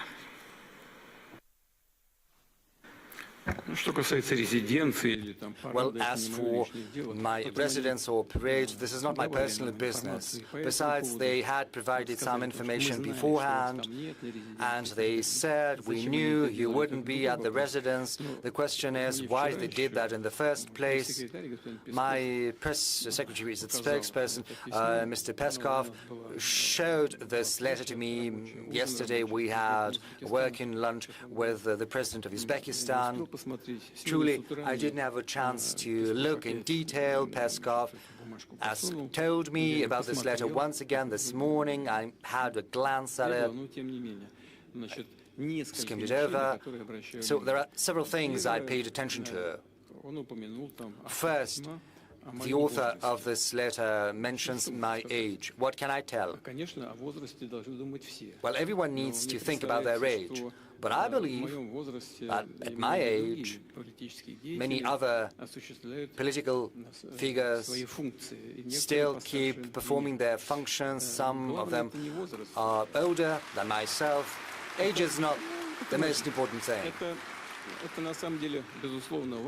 Well, age is important, but not the most important. The most important thing is whether you are capable of functioning properly, doing your job properly. So there are my colleagues who are older and who still are very energetic. Whether they are doing the right choices or not, well, that is not for me to say. It's a political assessment. But then he said about staying in power and an elected position. This is important, no doubt about that. But, you know, you've got to participate in an election. You've got to run and be courageous enough and always stick to the Constitution, because if you cling on to power outside the constitutional field, this is qualified as usurpation of power, and that is a criminal offense. So one should not be afraid. One should run for office, and this is something I would recommend to anyone, especially because Ukraine was saying that they were going to hold elections, and then they started, they kept silent all of a sudden. The author of this letter says that the commitments achieved in Anchorage should not be observed. Moreover, he said that the search should be carried out for true guarantors of agreements between Ukraine and Russia, and they should be searched for in Europe. Well, reliable guarantors are always a welcome thing. But why would they deny the American administration this honor, and President Trump in particular? I do not quite understand. They do want to get weapons from the U.S. However, they do not want to see the administration of the U.S. or President Trump as a guarantor. And this raises questions. We saw Donald, you know, instructing, scolding the author of the letter. He pointed out about the way he dresses. You know, sometimes, you know, asking for blood is probably something you can do, but not everywhere. It's not always proper. Now, as for the manners, as it were, on the whole, I would like to thank Donald for this work. It's useful, but there are other things that still need to be done. This has to be continued. And now, on to the most important thing. The Ukrainian side has deemed it possible to give a public, open dimension to our relations. They thought it proper to put it into the public field, which I do not think right, absolutely right. I think it's absolutely improper, but still, it gives me the right to say several things that few people are aware of, or maybe no one is aware of. And this is serious. I'm not being ironic. 3 weeks ago, a representative of our business circles gave me a call And he asked me a question. He said, Mr. President, I've known this person for quite some time. We're not close, but I trust him. He is an honest person. He said, Mr. President, I'm being invited to Kiev. I said, very well. Go ahead. What am I to do with that? But I wanted to inform you because I think they're going to talk about things related to the relations between our two countries. I said, I can't send you as an envoy, as an official capacity, because only well-trained people from the Foreign Ministry, from the Defense Ministry, from Special Services have to be doing that, as it was the case during our talks in Istanbul. Unfortunately, I cannot give you any official capacity. He said, I just wanted to inform you. I would go there, listen, and then I can tell you what they are going to talk about. I can't, prohibit you, I said. And he went to Kiev, and he met there with the author of this letter, the aforementioned letter, at his residence. Not in Valdai. Then he got back. I met him. There were many things, but the essential is as follows. Mr. Zelensky has asked for a meeting. I said, I never refused to meet. But meeting, just for the sake of meeting, well, I've seen that. There's a reference to the Minsk agreements, I think. But we had been forging, hammering out those Minsk agreements throughout the night. And then the former leaders of France and Germany later stated that it had been nothing but an empty shell of an agreement. All the Minsk agreements were about one thing, that is saving more time for the rearmament of Ukraine. Why would we need anything like this once again? I said, I see no point in meeting. There's only a point for Ukraine because they want to stop the offensive of the armed forces of Russia. What we need is agreements, arrangements, not for 6 months or a year, but for the long term. First, let experts work something out, and then we can meet to sign things. But first, we need to arrive at a solution. And that is the crux of the matter. And I think the audience will understand what I'm saying, especially people from Russia. I think it was on May the 21st, whereas on May the 22nd, the Ukrainian armed forces carried out an atrocious terrorist attack against the college dormitory in the Lugansk People's Republic, killing teenagers. This is an atrocious crime. There was not a single military facility there. There was not a single military vehicle stationed next. The next morning, I gave a call to this colleague who had traveled to Kiev. I asked him, what does it mean? They are asking for a meeting, and they carry out such atrocious, blatant attacks as the killing of children. What does it mean? They said, I've got no explanation. They're calling me once again. I'm going to talk to them, and then I'll get back to you. And I'm not going to talk to them anymore. I said, very well. So this letter that you mentioned, indeed, it is rude. What is this letter about? Is it a means to create an environment for a personal meeting, or maybe is letter meant to make sure that no personal meetings can take place at all? I think it's the second. So we shouldn't be addressing the authors of this letter. The ones to be addressed are our combatants, our soldiers at the line of contact, and I'm addressing them. And I would like to tell them, comrades, soldiers, and seamen and sailors, admirals, generals, officers, the country's gazes are fixed upon you. The country is proud of you and places its hopes on you. Keep working, brothers.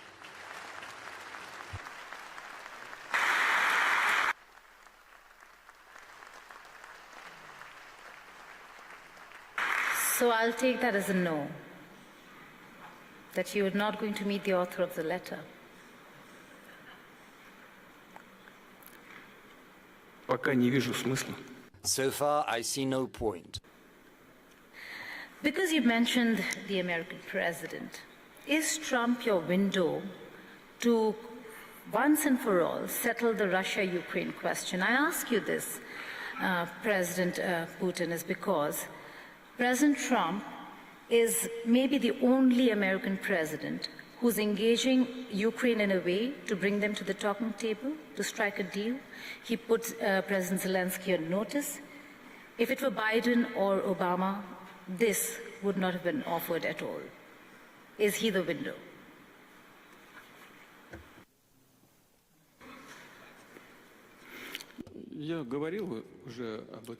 Well, I said that back in Anchorage, and I was sincere. I said back then that had Trump been president, had he not been defrauded of the election, because, you know, this vote by mail was absolutely not in line with any standards of ensuring fair elections, but he was prevented from winning. Had he been president, however, it would not have happened. Probably he would have paid more attention to finding a peaceful solution. During the last days of President Biden's in office, I spoke to him on the phone. I called him and I said that to him. But the administration back then ignored our proposals that had been made in December 2021. Well, what can I say? Maybe if President Trump had been in power, in office, it would have turned out differently. But I treat him as a colleague, I treat him with respect. And so far as I can see, the current attitude of the administration is very much the same. We also have a personal relationship with President Trump, which is based on that respect. But certainly, key issues have to be resolved bilaterally by Russia and Ukraine, whereas our colleagues in the US and other regions of the world can create an environment and act as guarantors, and this is our assumption. President Putin, we are sitting and discussing this at SPIEF 2026. How do you really offer a stable economic future and invite investors to Russia when we're looking at critical infrastructure being actively targeted by Ukraine?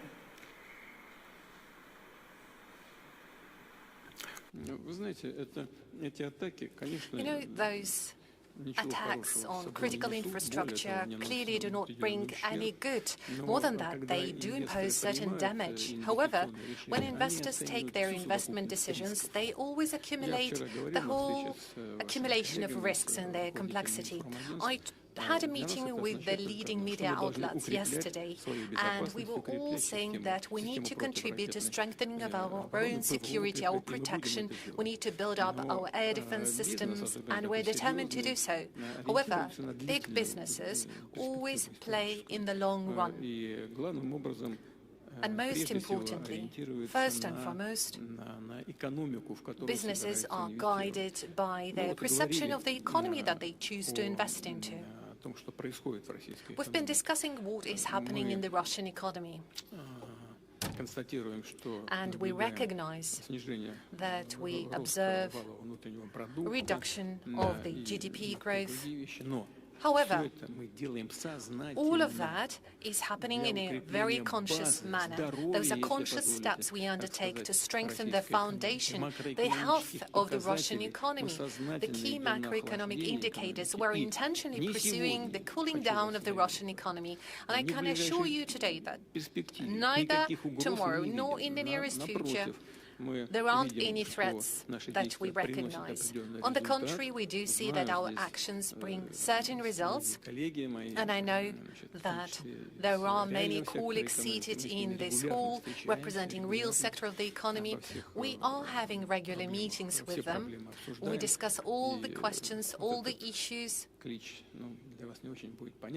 And the call that I'd like to make to the Russian audience that may be somewhat tricky for foreigners to understand, that saying, oh, it's so bad, what's happening to the key policy rate, it's difficult for investment processes. Yeah, we could say that partially that's the case, but most importantly, and that is what truly matters, the key fundamentals of the Russian economy remain solid, which gives us reason to believe that Russia remains attractive for investments. Not just Russian investments, but also foreign direct investments.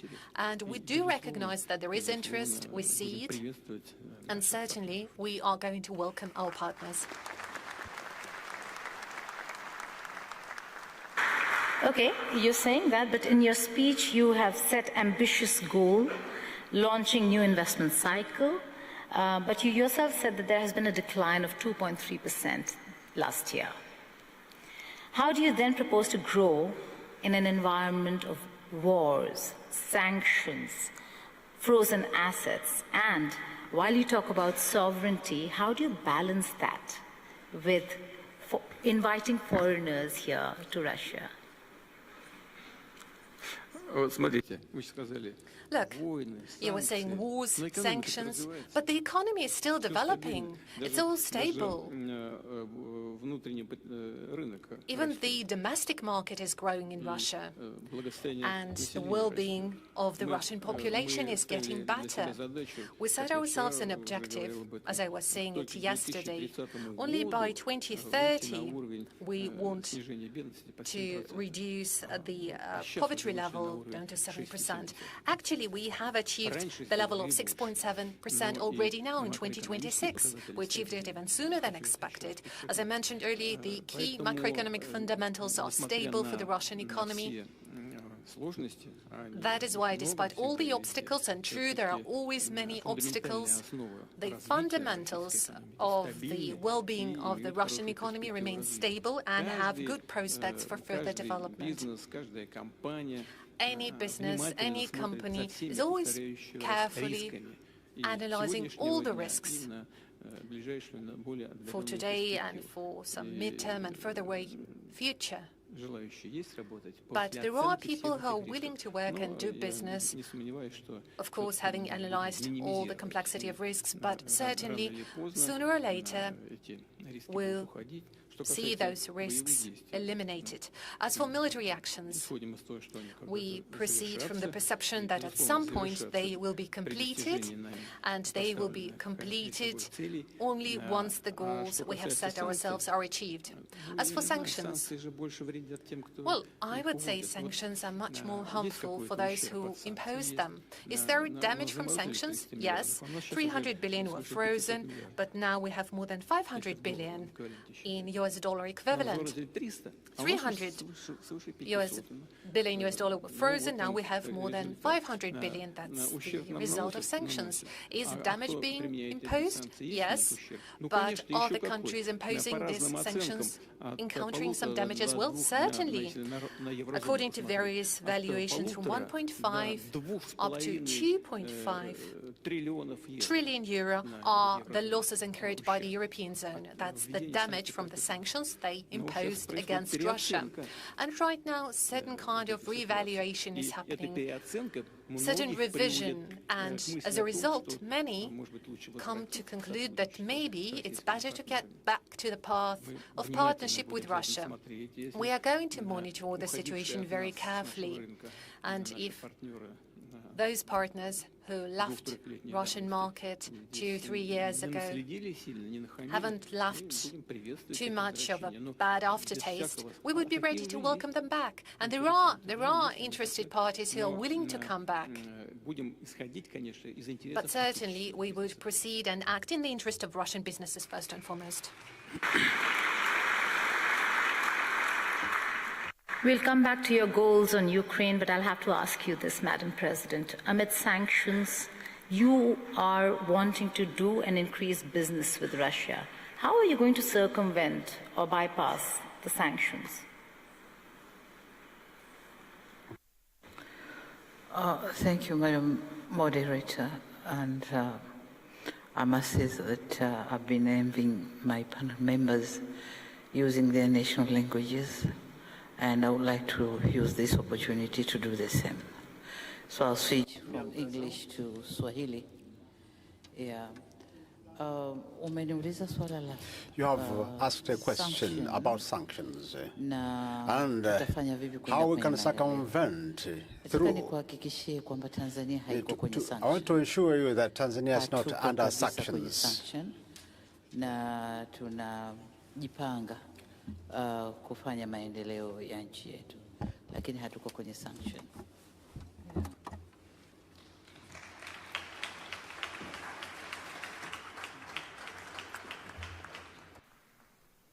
Okay. Coming back to the sanctions experience, President Putin, you spoke about goals. In the sanctions that we are seeing and that have been imposed on Russia, there's certainly some room for a deal to be struck with Ukraine. What is that goal that Russia wants to achieve before a deal is struck? And what are the red lines here?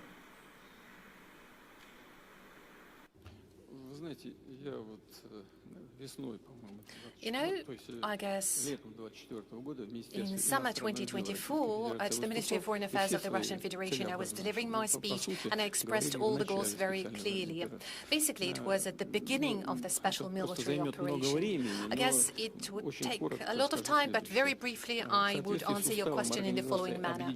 According to the UN Charter, every country has a right to self-definition.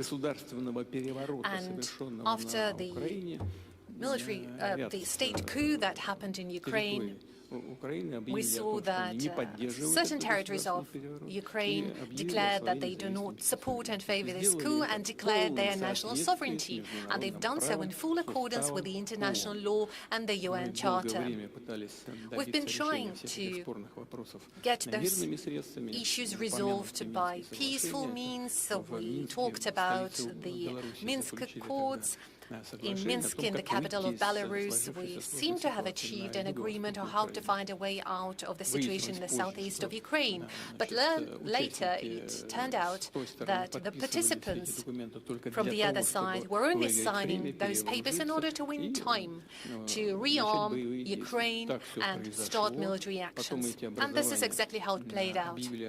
Later on, those territories declared their independence. And I'd like to remind you, in resolution of the Kosovo issue, the UN court has taken a decision according to which, so far, this territory declares itself independent, is under no obligation to request the central authorities of the country to allow them to do so. That was the decision of the UN court. And again, according to the UN court, that was the correct decision regarding Kosovo. And the same should apply to the People's Republic of Donetsk and Luhansk. Their independence has not been acknowledged for a long while. Then eventually it was recognized when it was clear that there is no way to achieve an agreement between all the parties. And it was clear that we were being deceived and they were forced to recognize the independence of those territories. Was Russia authorized to recognize the independence of Donetsk and Luhansk? Certainly, there is no contradiction to the UN Charter. We were allowed to enter into agreement of treaty and mutual support and amity. Certainly, it was ratified by the Russian parliament. They asked us for assistance. We promised to offer assistance under this treaty, and that's exactly what we're doing. And the same letter that you referred to earlier. In this letter, they claim that we set ourselves an objective to free Donbass, well, the two republics that I mentioned are together forming a Donbass, the People's Republic of Donetsk and Lugansk. And in this letter it is stated that we will never achieve this goal. Well, I'm wondering, don't they know in Kyiv that starting from the 1st of April of this year, the People's Luhansk Republic is under full control of the Russian Federation and Russian troops? And the People's Republic of Donetsk is only controlled by the Ukrainian forces to less than 15% of its territories. So we are pursuing the objectives that we have set to ourselves, and there is no doubt whatsoever that those goals will be achieved. And we will achieve some other goals, but along the negotiations track, and I'm talking about denazification of Ukraine. I talked about that yesterday, and many were asking us, this is ridiculous, what are you talking about? Well, that's not ridiculous at all. Just lately we witnessed the ceremony, the official ceremony of reburial of Nazi criminals from Ukraine. They were reburied with all the honors and fireworks. And who's doing that? The head of Kiev regime, actually Jewish by origin. This is outrageous. Only Polish reacted. Why? Because primarily Jewish, Polish, and Russians, of course, were destroying by millions during the Second World War. And we must never forget that. That is a huge part of the tragedy called Holocaust.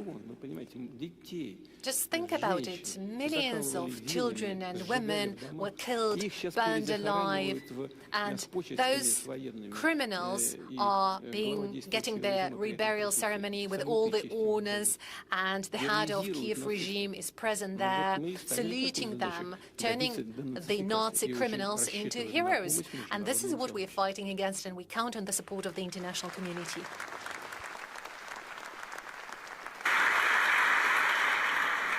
Shifting focus back to the topic at hand over here, let's talk about energy security. President Mirziyoyev, it is during these wars and conflicts that countries have realized the need for energy security, the need for alternative energy resources and sources, and in that, Uzbekistan and Russia have just signed an agreement for a nuclear facility. Tell us more about what this means for Uzbekistan in terms of the facility, the specialists that you would require, because this is after a long time that we're looking at a nuclear facility in Uzbekistan, and how much time will it take, how important it is to have a nuclear facility, an energy resource that is not dependent on oil.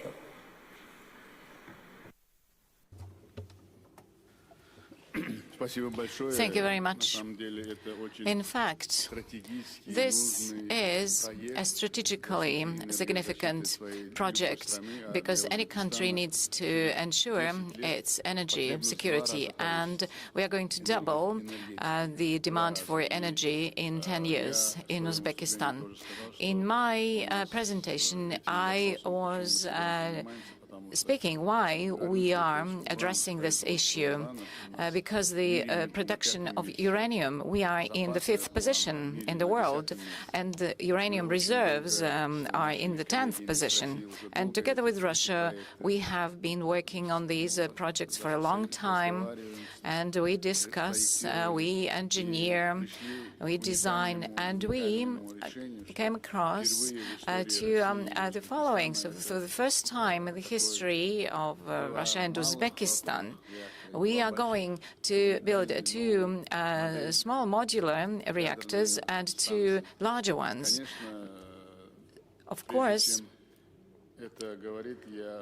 before announcing all this, we were discussing it for a long time, for many years.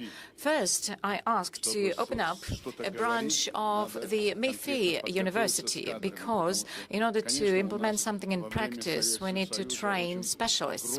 At the time of the Soviet Union, we had a very good nuclear power school, and all that was in a way forgotten or neglected, and now we had to reinstate it again. When this branch was opened up, then science was developed, and now in this branch 300 students are getting trained, and 50 of them are graduates already. And we agreed with this Moscow MIFI University University. Now there are 400 students from Uzbekistan, and we give very important attention to training of specialists. So now we do have them. Secondly, this project has a long history, and it is a unique one because it is in compliance with all international standards. And right now we are so close to implementation of this huge, unique project. And yesterday, together with Vladimir Putin, we launched it. In Uzbekistan, it was so late at night, but after our meeting, I spoke with the people in Uzbekistan, and everybody was so happy there, because this is important for our future. And this project is not the last one in our cooperation with Russia in the sphere of nuclear energy, and we are going to build other nuclear power plants because we have prepared the foundation for it. And as you said, specialists are extremely important for this sector. We'll be accelerating these works, and yesterday we were discussing it with the President. Yes, we will be doing this, and we'll be supervising these works because people have been waiting for this NPP for a long time. Our economy has been growing, and we need a reliable energy supply. And yesterday we were discussing other major projects in the sphere of energy efficiency in Uzbekistan. So I believe yesterday was a historical day for Uzbekistan, and I congratulate the Russian colleagues and all the people in Uzbekistan. They were so happy, and they were inspired by this, and this will be definitely an important foundation for energy security and protection of the Republic of Uzbekistan. Partnership, they say, should be partnership of equals. President Putin, the trade ledger shows Russia exports raw energy heavily to China, but imports a lot of machinery, technology, and components. Is this relationship a partnership of equals, or is Russia sliding into a colonial trade imbalance?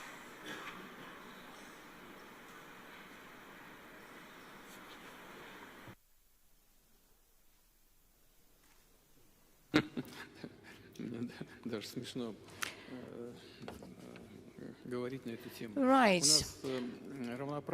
We are in equal partnership with our Chinese colleagues and partners. Moreover, the share of our high-tech export to China is increasing.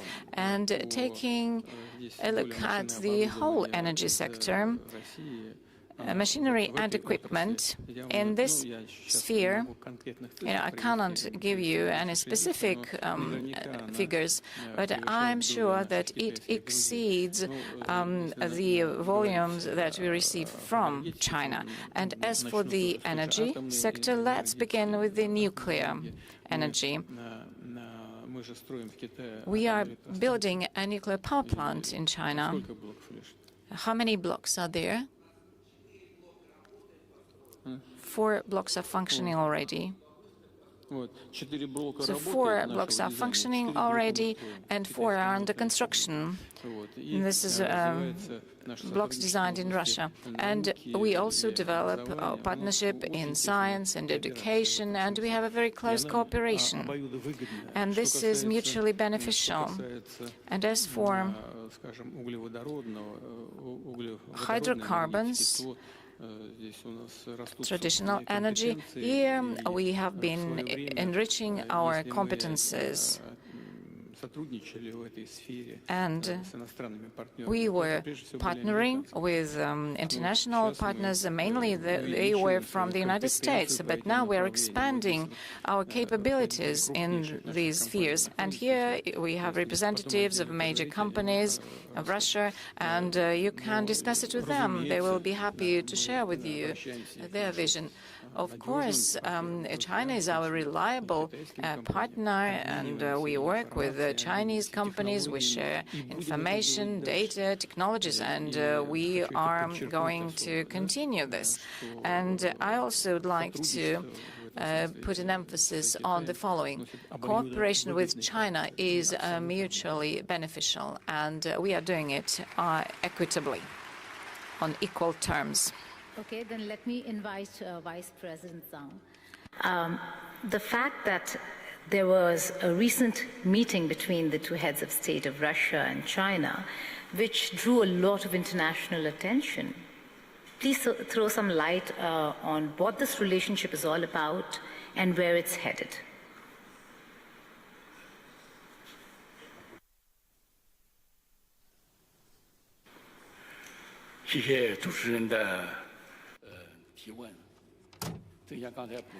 Thank you very much for your question. Yes, as President Putin described it, cooperation in the sphere of trade between Russia and China is moving forward, and this is mutually beneficial. In the past years, it has been developing in a stable fashion, and we see this solid growth, and there's healthy dynamics. And as you know, 2 weeks ago, President Putin completed a very successful visit to China. And President Xi Jinping and President Putin had negotiations in Beijing. It was on development of bilateral relations in different spheres, and in the track of trade and economic development, lots of agreements were reached. And all these results, of course, they were of a great interest for the whole world community. And all mass media were covering this. And I would like to touch upon 3 major points. As I said in my presentation, China and Russia, they are big states. We are neighboring countries, and both countries are permanent members of the Security Council of the United Nations. And development of relations between Russia and China and deepening of these relations and mutually beneficial cooperation in all spheres have demonstrated that this is promoting the development and growth of both of these countries, and it also improves the well-being and wealth of both countries. At the same time, it also helps us to contribute important stability and resilience in the modern world. Secondly, I know that you give great attention to our practical cooperation, and it is not against any other third party, and it is not impacted by anything from the external. Ms. Moderator asked a question already, and you mentioned that, our future development under the leadership of President Xi Jinping and President Putin, this is a strategic cooperation and partnership. It has been developing for 30 years, and this year we celebrate 25 years of the neighboring relations and friendship treaty, and we have been moving forward, and we are enriching our relations with this new substantial meaning, and this does not only improve the well-being of the populations, but it also supports the stability and peace in the region and the whole world. Thank you. Please go ahead, sir. You know, right after your question, I looked at the audience, and here there are presidents and leaders of our major energy companies, and, I'd like to draw attention to the following. Some of our companies, yes, they were relying on the achievement of different Western companies, mainly American ones. But when this oxygen was cut off, we began developing our own engineering centers, and they are doing very well. well in this respect. For example, Gazprom Neft company, I keep promising to visit their center, but I saw the information materials. There's an enormous progress that has been achieved.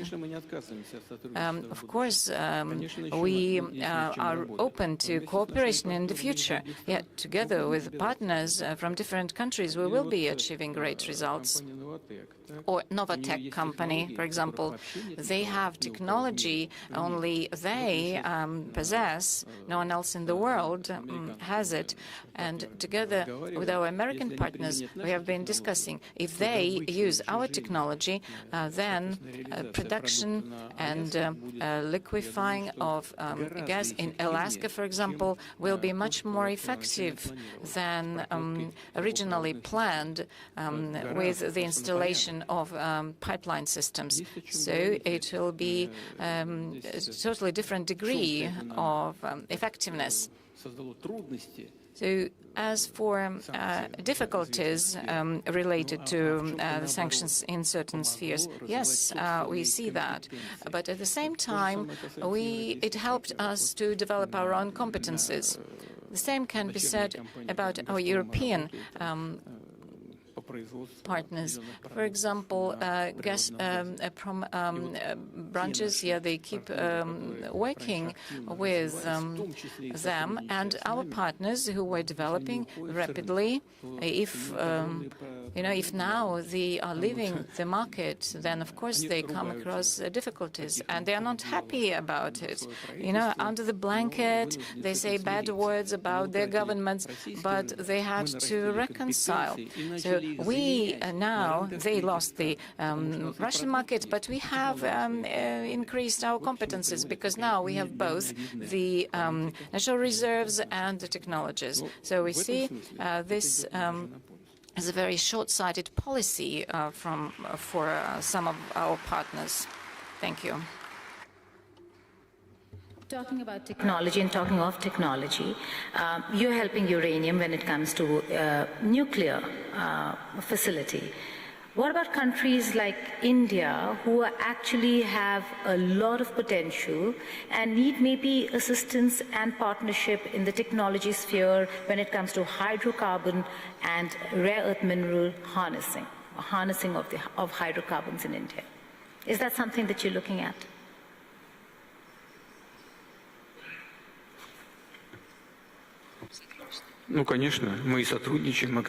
Yes, certainly. We are cooperating actively. Our company, Rosneft, is one of the biggest foreign investors into India's economy. How much is that, Mr. Sechin? 220 billion? How much have you paid for the oil refinery in India? 20 billion.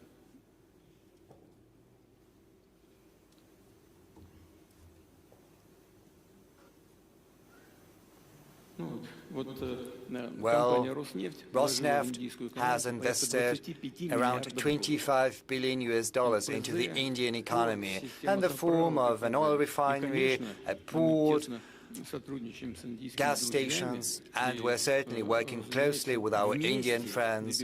We're working together in order to bring about positive results that we are witnessing. So we're sharing technology, among other things.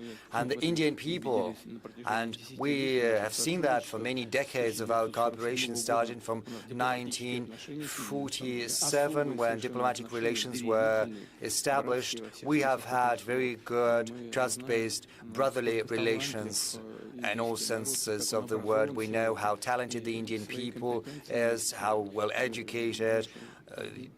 Indians have their great competences, which have achieved world renown, especially in coding and in other fields, in particular what you mentioned. Yes, naturally. Right now, Prime Minister Modi has had to introduce certain restrictions. He calls not to use personal cars, not to travel long distance due to what is happening in the Strait of Hormuz.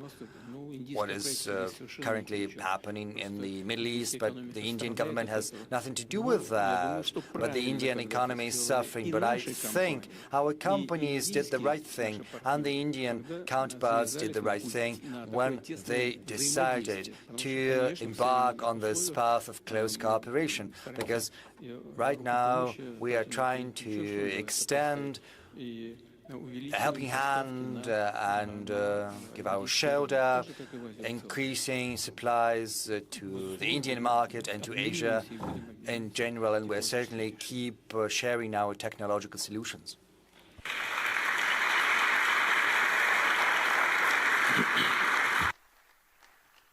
You spoke of the war, so I have to ask you this. What is Russia's assessment? What's your assessment of what the global economic impact is going to be of the Iran-US war? And let's be honest, has Russia been at an advantage because of the war? Because we've got longer waivers to buy Russian oil. A lot of countries now can buy Russian oil legally without a problem because of the energy crunch that the world is facing, and President Trump has allowed, should I use the word allowed? Allowed the world to buy Russian oil. The oil and gas profits have always been important for Russia, accounting for a significant portion of our overall GDP as well as the budget revenues. But the dependency of the Russian economy as well as the Russian budget on oil and gas revenue has decreased significantly over the recent years, not during the sanctions period, but overall during the recent period, and this has been a natural process. Right now, the share of the GDP that is not related to oil and gas was around 43%. A couple of years ago, that was 2022. So if you deduct from the overall revenue, oil and gas and non-oil and gas revenues and see what makes what, I think it was 45% or 46% it was accounted for by oil and gas. Right now, the share of oil and gas has decreased to 23%. So there's a world of difference. As far as the revenues of the federal budget are concerned, the Ministry of Finance is here. He's going to correct me if I'm wrong, but I think that oil and gas used to account. How much was that, Anton? Right now it's 20%, but how much did it used to be? It was 50% accounted for by oil and gas revenue, whereas right now oil and gas, and the minister is going to confirm that, account for as little as 20% of our federal budget. So I wouldn't go as far as to say that is of critical importance to us, so that's not as important. Even though it is still significant, 20% of the federal budget is still accounted for by oil and gas revenue. But just as for the rest of the countries, developing countries that have a rapidly developing economy, find other things more important. Of course, our oil and gas companies get certain preferences when long-term contracts are entered into, when the Russian oil price is going up. That has a positive impact on the budget. That's important, but what's more important is the market stability, because we are not only surviving on oil and gas, as I have demonstrated, we survive on the economic development in general. So if the world oil prices are too high, it has a negative impact on the part of the Russian economy that is represented by real production capacities, real industries. So what's important for us is that this price should be well-balanced between the consumers and the suppliers, but most importantly, it has to be stable. The Vice Chairman of the Russian government will help me out if I'm wrong, but I think around 10% right now. Yes, by 10%, the oil supplies to the world market have decreased. Yes, the economy is in turbulence, the world markets are in turbulence, and this is not something we're interested in. What we're interested in is keeping our cooperation within OPEC+, with a view to stabilizing the market and decreasing its volatility.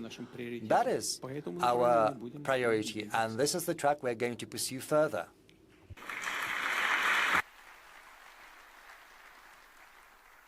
Okay, I suppose that's the reason why Saudi Arabia is the guest country this year at SPIEF. Having said that, you also spoke about payments. No, not just because of that. Because we're friends with Saudi Arabia, and we've been friends for many years, and we are happy to have the guests from Saudi Arabia. This is an energy partnership that the world will actually be looking at a time when we're faced with wars and conflicts, President Sir. But you spoke about payments. You spoke about concerns regarding payments. The fact that in a jiffy, in a moment, Russia not just can be sanctioned, but its assets can be frozen. Payments under SWIFT can be blocked. And you're left with nothing. In such a scenario, one, how do you tackle it? Secondly, why should any country then consider Russia as a consistent partner?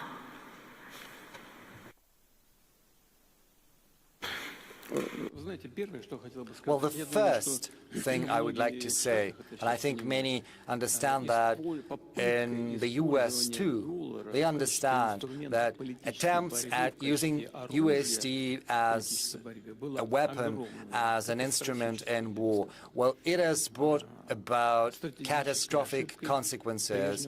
It was a strategic mistake committed by the previous leadership of the United States, because US dollar is the main component of the US's economic cloud heft, and this is also a competitive advantage, not just because USD is a reserve currency, but also due to the fact that thanks to this reserve currency, the US economy has been making real money, and a lot of money too.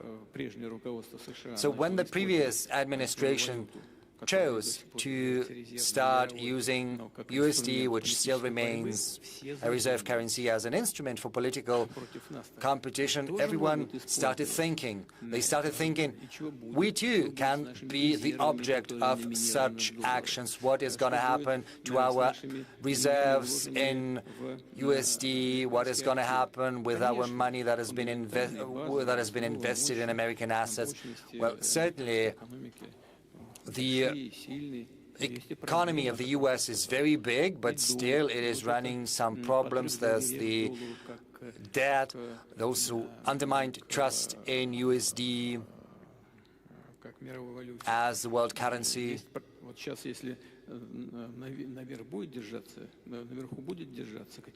Right now, if the oil prices keep high, if the oil is expensive, it's going to affect the whole economic supply chain. And with a great deal of probability, this is going to have an effect on inflation rates in leading economies, in particular in the U.S. economy. And inflation rate is the basic condition for the stability of USD, because it's not secured by anything. They had abandoned the gold standard in the past. What underlies the American economy is the reliability of the economy itself, the stability of the economy. And the main factor of that stability is low inflation rate. If oil prices are high, inflation is going to climb up, and this will endanger the basic premises of the American economy. These are the consequences, and we want to avoid that. We want stability in this sector, and this is something we're going to seek.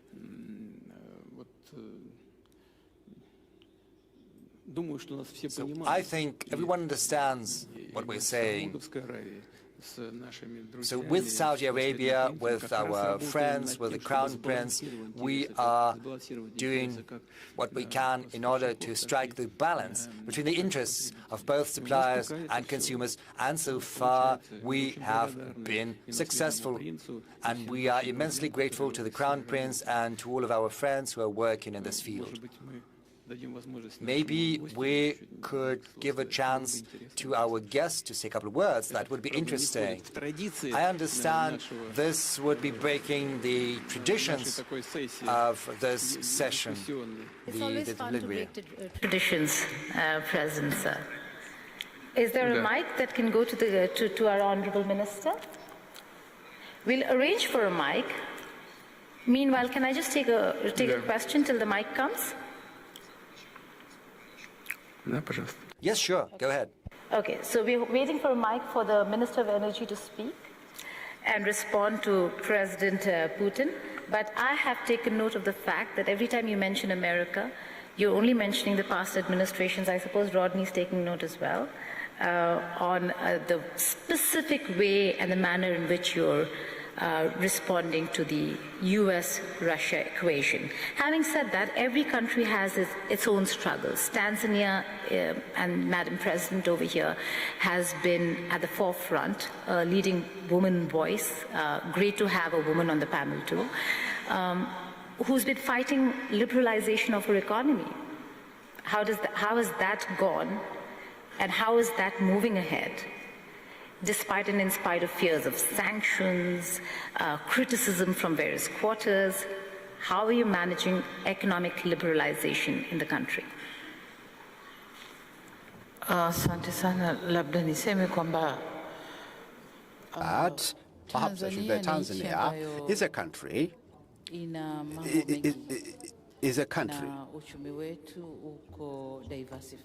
which is with a diversified economy. We don't depend on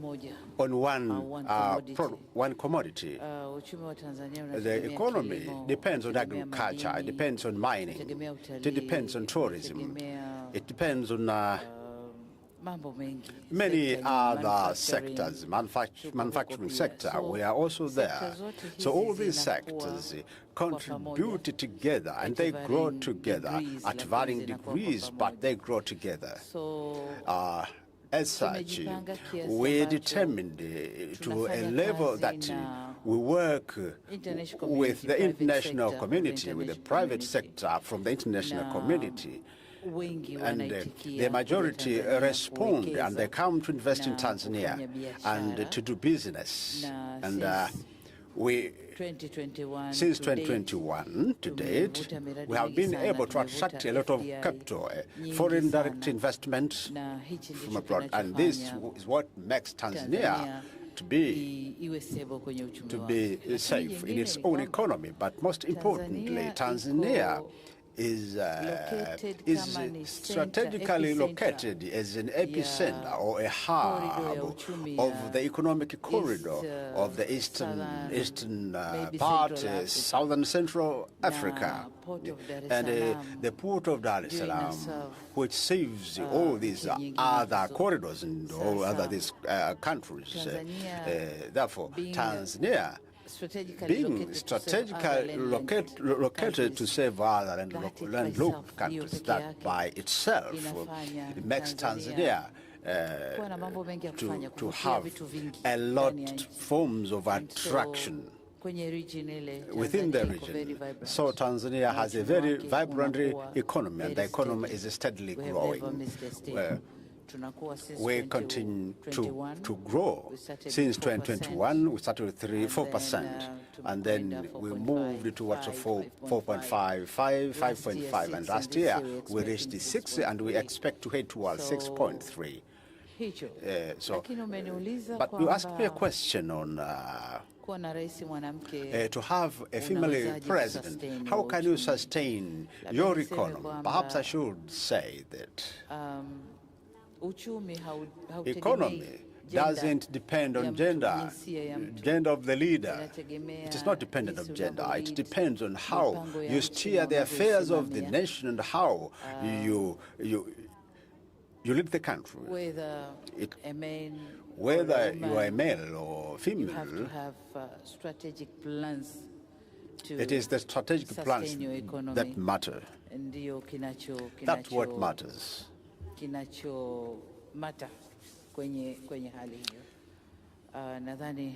I think I should respond that way. Thank you. Thank you so much. Would it be too much to ask the minister, the honourable minister, to come and respond here? Because I think we're having a bit of a problem getting the mic. Would it be too much to ask the minister to come on the stage and respond? Thank you so much for doing this. Thank you.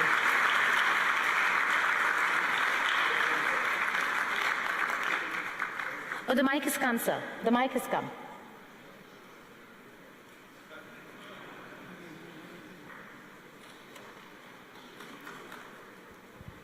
Magic. Вы в России находитесь. Well, that's because you're in Russia.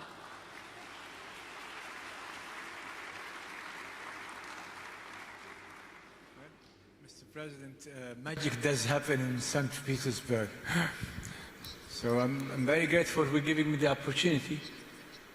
I see it as an opportunity not for myself, but it's coming from a president who is a friend of both His Majesty, the custodian of the two Holy Mosques, King Salman, His Royal Highness, the Crown Prince, Prime Minister Prince Mohammed. But both of them, I think, will vouch that this honor is also, and more important, for the people of Saudi Arabia and the Kingdom of Saudi Arabia. So I'm very grateful for giving me the opportunity. Yes, it's a partnership that we struck somewhere in January 2015, and it withstood all of the situations that this world had endured, from COVID to all of these storms and winds and whims of the world.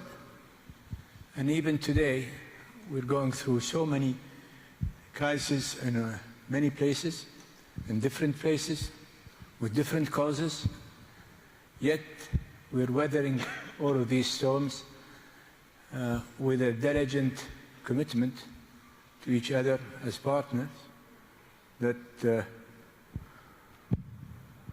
although I'm a Muslim and Russia is not Catholic, but still we do go by until death do us part.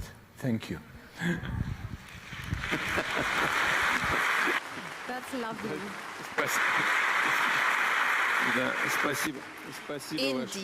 Indeed, thank you very much, Your Excellency. But I have to draw your attention to the fact that from 10 to 15%.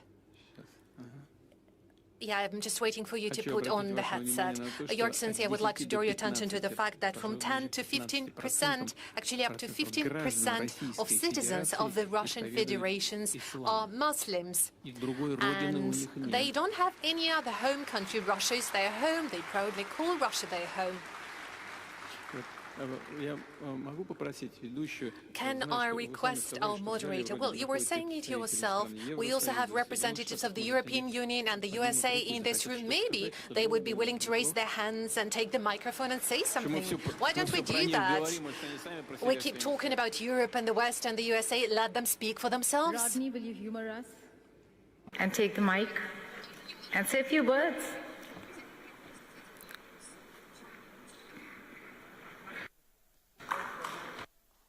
Oh, I see one hand raised over there.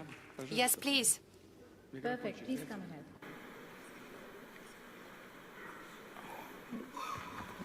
Куда направились-то? Вот там, вот там. Там тоже, ой, я прошу прощения. Well, you haven't put me on the spot at all. President Putin, it's very nice to see you, and I appreciate all of the hospitality that has been afforded me on my return to St. Petersburg. I love the city, and I think you're aware of that, and I've been coming here for 30 years. Ура! Мне тоже нравится Петербург. Hooray! I also love St. Petersburg. You have a beautiful hometown, and so do I. And I've said to a number of audiences since I've been here, there is a great kinship between Atlanta and St. Petersburg. I have come from a city that sadly was destroyed in war, burned to the ground. And St. Petersburg had resolve and fight to prevail over the Führer coming through the Admiralty Arch and proclaiming to the city that he had conquered her, and then reduce it to rubble the next day. St. Petersburg fought that off. And yesterday I was privileged to have an orchestra play for us at my request, Shostakovich's Symphony No. 7. Not only did you fight it off with resolve and grit, but you also did it with culture and music. And if only Atlanta had had Shostakovich, maybe quite possibly my beautiful city would still be as intact as this beautiful place is.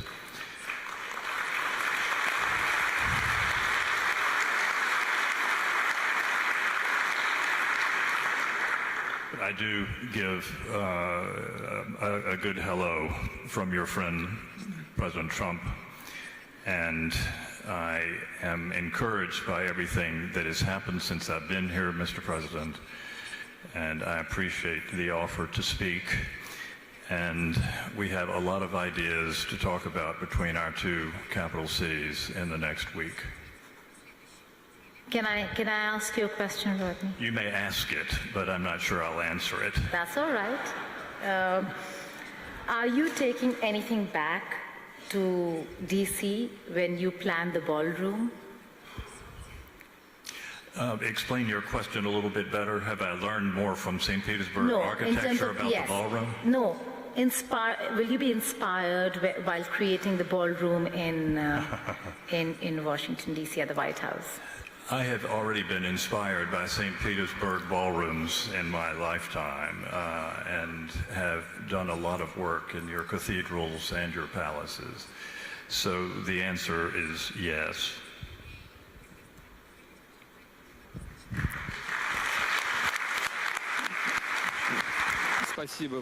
Thank you. Thank you very much for conveying greetings from Washington, D.C. And please convey my most welcoming remarks and the goal I scored back to him in a very friendly way, back to President Trump.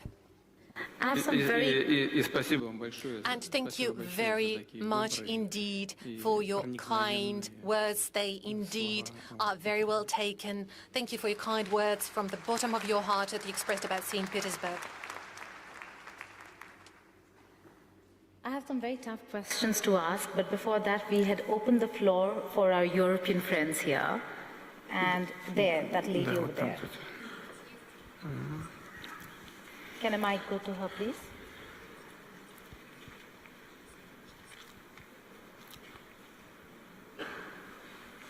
Is there a mic? It's on there.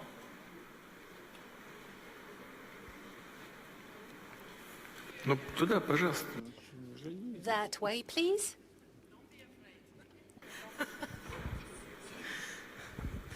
Hello, Mr. President. Hello, everybody. Hello, Mrs. Slutsky. My name is Diana Jovanovic-Șoșoacă, and I'm a member of European Parliament, and I'm from Romania. And I think I'm the only Romanian here.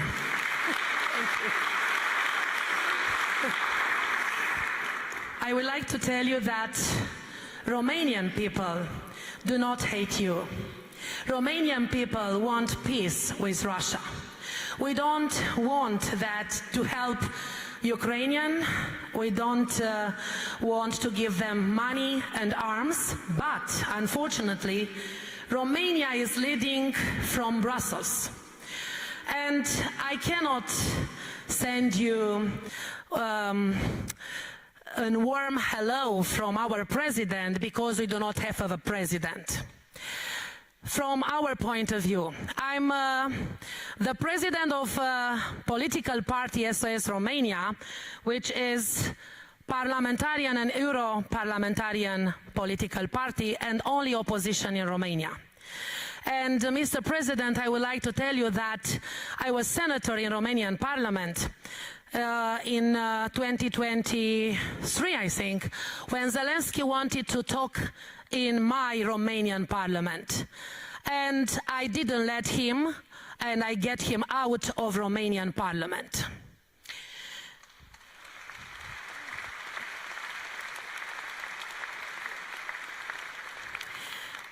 Well, and I would like to send you from the bottom of the hearts of Romanian people and European people who sings a lot and who have brains, that we want to cooperate with Russia.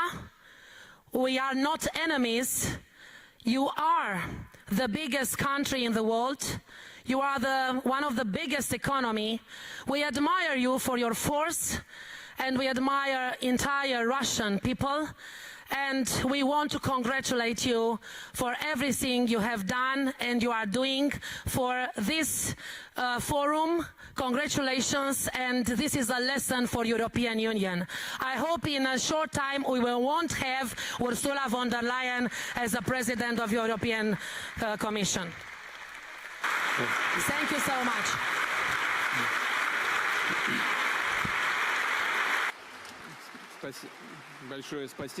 Thank you very much indeed.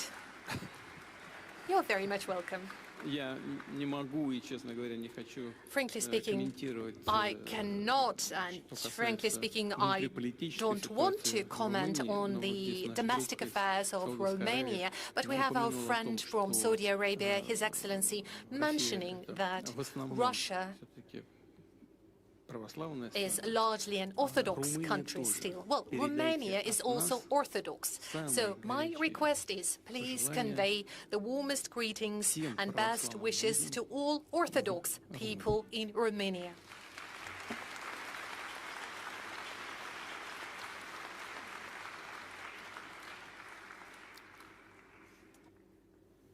All this is great, President Sir, but we still have tough questions on sanctions and on waiver. It comes at a time, and I ask you, and we're going to discuss this only because of the Iran-US war, a war that has shut down one of the most critical maritime routes. Okay, please go ahead, madam. This is a major derail. Спасибо вам. Извините. Меня зовут I apologize. My name is Karen Kneissel. I came from the south. 2.5 years ago, no, I was wrong in using the word south. No, I came from the west. I'm originally from Lebanon. I'm so happy for the opportunity to live and work in Russia. Thank you for this opportunity. Unfortunately, in the West, they are so convinced that I used to work for Russia 40 years ago. My question I will ask in English, because I think there's also no German interpreter. I know that the President insists on German, but let us do it in English. Mr. President, my question is, on the modern warfare of drones, which have created such a horrible distance between, let me say, the perpetrator. I don't want to say the soldier, because it's not always a soldier. And the target. There is now a sort of technical, artificial distance, which is creating a new form of cruelty. And we don't anymore have any sort of code of honor between the parties. It was different still in World War I. How do you see this modern warfare in which the Russian army and the Ukrainian army have gained special experience? Here in St. Petersburg, about 140 years ago, Tsar Nikolai II launched a conference on disarmament. His ambassador Martin said, whenever we don't have a strict law how to do the war, let public conscience speak. May I ask you about this warfare? How can we handle it? How can it be done or be finished? Thank you.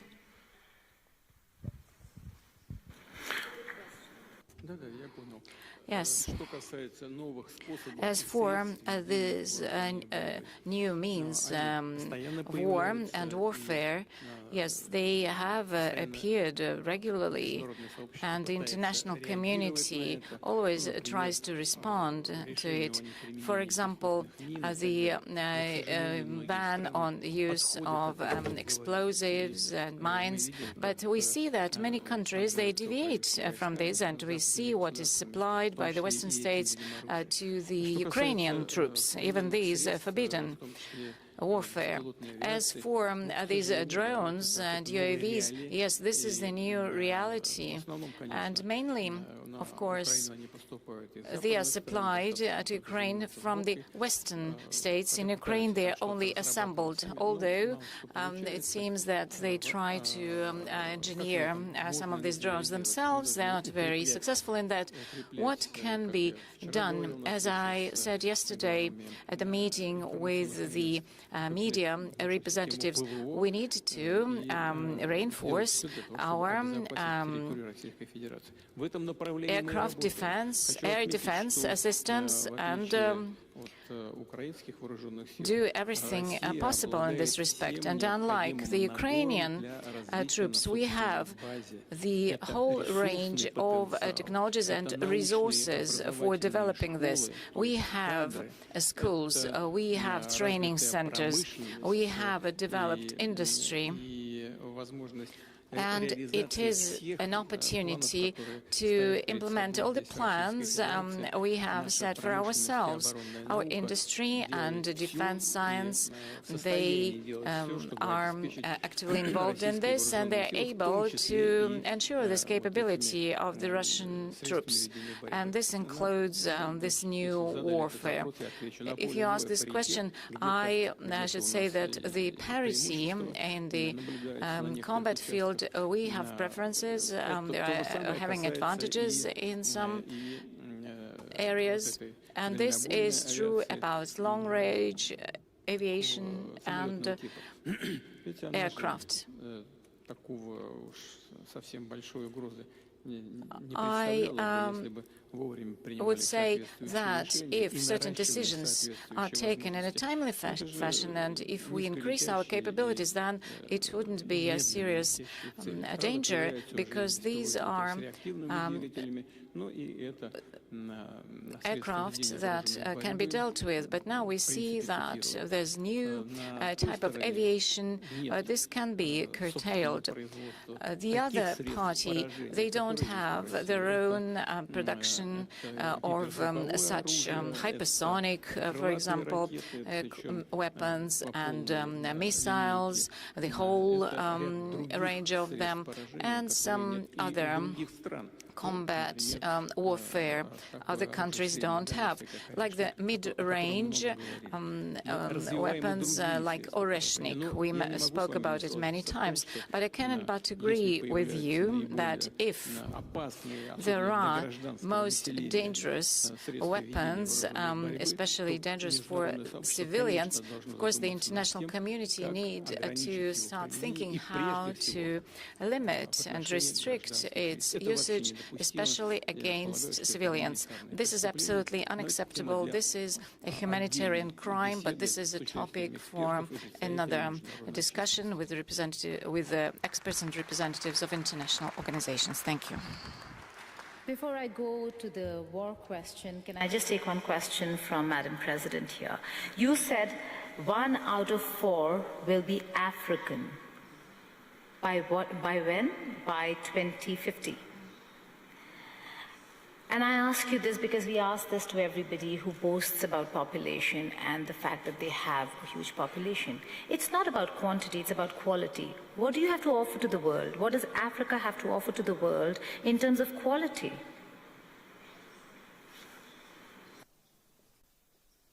Asante.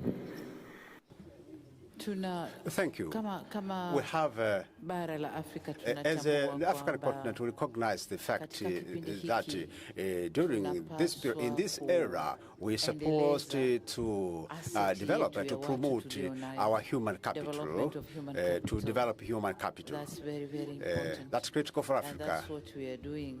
Of course, we are doing it in varying degrees in each country, but we are doing it. For example, in Tanzania, for instance, we do have right now about 500 students in the Russian Federation.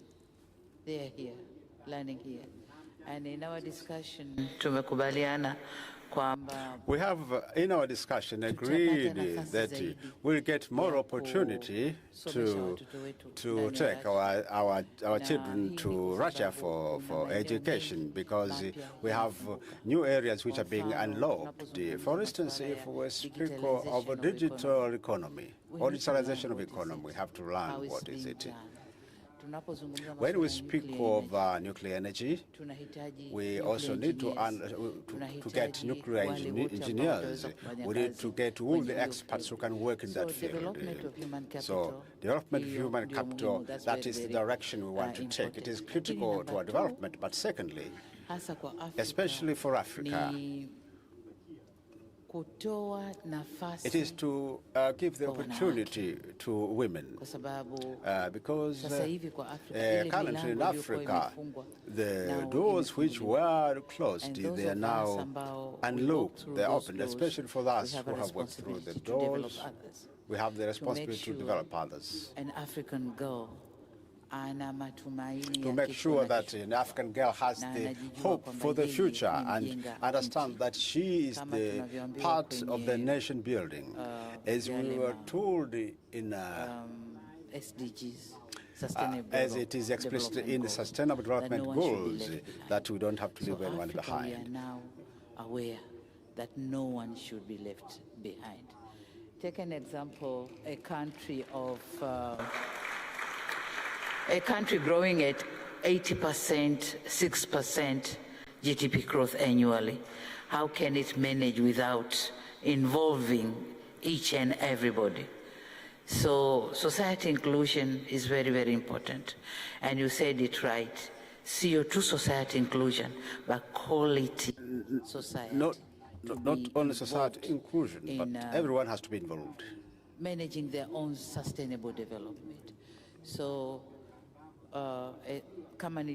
as I rightly said, that by that year, out of one out of 4 will be an African by 2050, because African population is growing at a higher rate. We are aware that we have to build our human capital, and we are doing it. Yesterday, when I was in Rodin University, I met Nigerians there, Tanzanians, Ghanaians, so many students from African countries. They are there studying. So this is one country, Russia, but our students have spread all over the world. So we are trying to build our human capital. and both boys and girls. So that's why I said in those years, 9 out of 20 countries that would lead the economy, 9 are coming from Africa, and I think Tanzania is one of them. Thank you.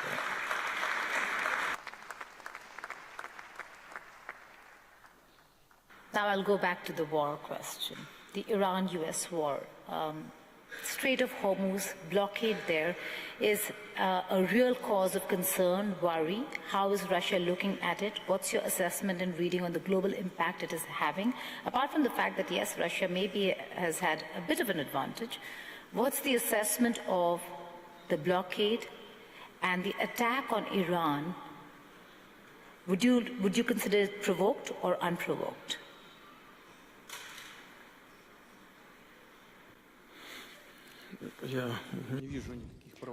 I don't see any provocations on the part of Iran. I believe at some point we agreed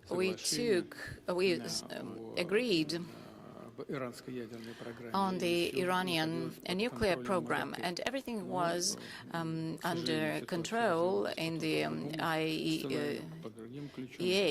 But then the scenario changed completely, and this led to the tragedy we're observing now. And this is attack on Iran, and there were civilian losses, so we know it very well, and the relations between the neighboring states aggravated, and we know this very well because we have very good friendly relations with the countries of the Gulf. And I kept saying this yesterday. And in our consultations with the colleagues from Iran, we keep saying that they should deter from striking on the neighboring states. But they give a very straightforward answer. They say, we have been attacked, our children are being killed, and all the leaders of the state were killed. What can we do? We are forced to respond in such a way. So from this perspective, yeah, the situation is not very simple. We have very good relations with Iran, with the Arab countries, and we are in quite a difficult position. But we believe that the decision of President Trump to stop the combat activities is the right one. And this ceasefire will lead to a long-term peace. And I kept saying many times, Russia in 2015 played a very important role in resolving the crisis at that time. And if we can do something, we are absolutely ready to do that. If not, then we'll be just hoping that all the parties involved will manage to resolve it with peaceful means. Thank you. Have they approached for Russia to play a role in mediating, in brokering peace? Are you in touch with just President Pezeshkian, or also have you had an opportunity to speak with the new Supreme Leader?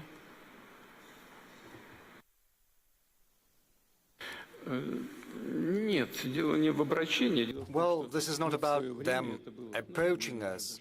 You know, I think it was a year ago, or maybe somewhat later, but we reminded them of our cooperation back in 2015 when we took away the enriched uranium into the Russian territory. Back then, it led to a détente, de-escalated the tensions. We said this is once again possible, and if all the parties involved are interested in Russia playing a similar role at this point in time, we are ready to do the same. We have the requisite technology available. And originally, I would like to say, almost all the parties involved in the conflict, both Iran, Israel, and the US, said yes. They said it was interesting, this could be considered. But then they started to toughen their requirements, and this has brought about the current situation. Our proposal remains on the table. We're not insisting on anything. Should the parties involved in the conflict arrive at a conclusion that this is a good proposal, we'll be happy to help. If not, we will simply follow the situation, and as far as we can, we will try to help alleviate somewhat the tensions around this situation.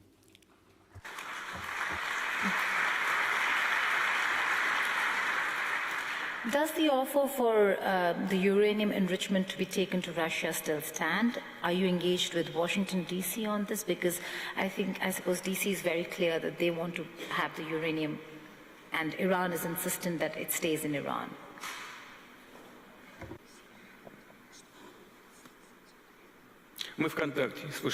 We're in contact both with Washington and Tehran and with Tel Aviv as well.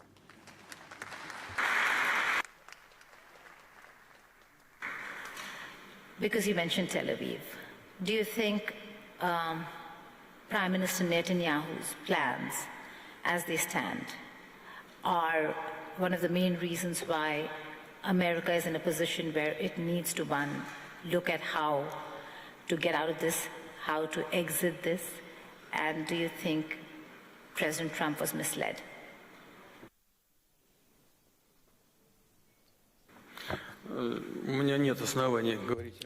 Well, I have no grounds to believe that President Trump was misled, because he's a very mature person, a very experienced politician. I don't think anyone from outside can exert any significant influence on him. We know very well the concerns of Israel. They are related to their perception that Iran seeks a nuclear weapon, even though on multiple occasions before Iran had stated, and it keeps stating, that it entertains no such plans, and we have no grounds to believe otherwise, because we have no proof that Iran seeks a nuclear weapon. But that said, Israel has these concerns, and the main problem around the situation is the lack of mutual trust between the parties. And in this particular case, it is important to place these materials under the IAEA control. IAEA is an international organization, and the leader of the IAEA was here in contact with us because the start was given to the construction of a nuclear power plant in Uzbekistan. So if it's placed under the IAEA control, I see no problem with that. As for agreeing on the level of enrichment within Iran, this is another matter entirely. I think it's less acute. I think Iran is entitled to a peaceful nuclear program, and we cooperate with Iran in peaceful nuclear energy. We build an energy unit of an NPP in Bushehr in Iran. It's operational, and we keep constructing another 2 energy units, and our experts are on the ground. Most of the personnel has been evacuated because Bushehr is almost on the coast of the Strait of Hormuz. So basically within the area of hostilities, part of the personnel, the women, the children, we have had to evacuate them, but some of the personnel still remain. And in that case, I would like to draw your attention to the fact that we're in contact with both Israelis and the Americans on this matter. They told us, yes, some things, missiles fell. Next, that was a coincidence, that was not deliberate. There are no grounds that it would be repeated, and we have no grounds not to believe them. We see Israel's concerns, and also we see there is a willingness to ensure the safety and security of the NPP in Bushehr, but it's quite otherwise in Zaporozhye, where there's the NPP and where the Ukrainian armed forces are constantly carrying out strikes next to the station in the proximity. And there was a recent strike. I think they lost their minds. They struck against the energy unit, but luckily there has been no consequences. It has been shut down, but it was not damaged, and yet the situation is very, very dangerous because there's the spent nuclear fuel, and should the vessels carrying them be damaged? A very big question begs itself where the wind is going to blow, and there's no guarantees that it's going to blow in the Russian direction. Probably it's going to blow in the European direction. So the Europeans that are condoning the actions of the Kiev regime should think about their own safety. Incidentally, quite unambiguously, unequivocally, this was mentioned by the head of the IAEA, Mr. Grossi. This is what he said. And now getting back to your question. In general, once the situation calms down, we intend to keep working with our Iranian friends and constructing these nuclear facilities. But of course, we could play a certain role here. We could assuage the Iranian concerns, because they're concerned that there are restrictions being placed on their peaceful nuclear energy. But since we are working with them, we stand ready to provide them with everything they need, including the enriched uranium they need for their nuclear energy. Beyond economic or friendship or economic partnership, President, sir, there are reports in Western media where they say that Russia has supported Iran, not just symbolically, not just in words, but in satellite images, in data sharing, in information sharing. What do you have to say to those reports?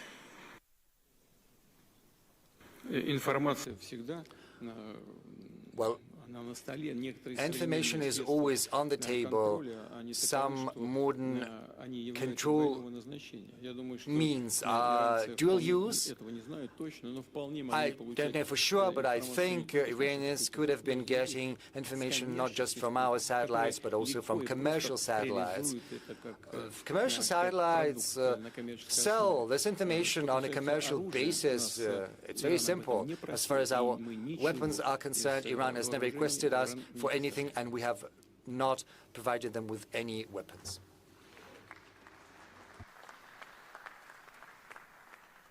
But these wars today have shown a different side of modern warfare. Drone technology, whether it's Ukraine or for that matter Iran, way ahead in drone technology, in the use of artificial intelligence. How does Russia fare, and what's your assessment on what you want to do, and reading on Ukraine's drone technology, Iran's drone technology?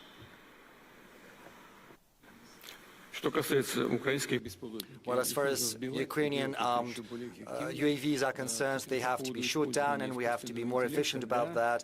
As for the artificial intelligence, indeed, the US and Europe are actively developing these technologies, and we're doing the same. And mostly UAVs or spare parts for UAVs come from Europe to Ukraine. Some spare parts come from the US. Whereas our UAVs are completely domestically produced.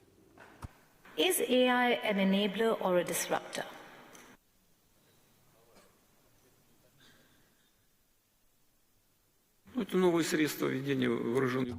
Well, this is a new means of warfare. There's nothing strange about that, or nothing new.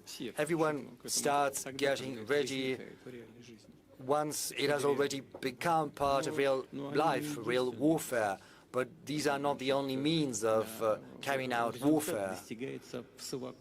The outcome is assured through a combination of forces and instruments and tools, and most importantly, thanks to the motivation, the morale of the armed forces themselves. It is also assured through internal cohesion and society of the society. Say, these UAVs carried out a strike against a coal port. So they created some noise. There was this fire because of the coal. Did they achieve something? Yes, they did. Is that a decisive factor for achieving their goals? No, it's not. Because you need internal cohesion, and you need in society, you have to have your own industrial base for defense industry, you have your You have to have your own scientific base and your own resource base. Russia has all of that. And we do that, and we will do that. So the sooner those who are fighting us understand that, the better it's going to be for them. We're coming to the fag end, but I still have a few questions.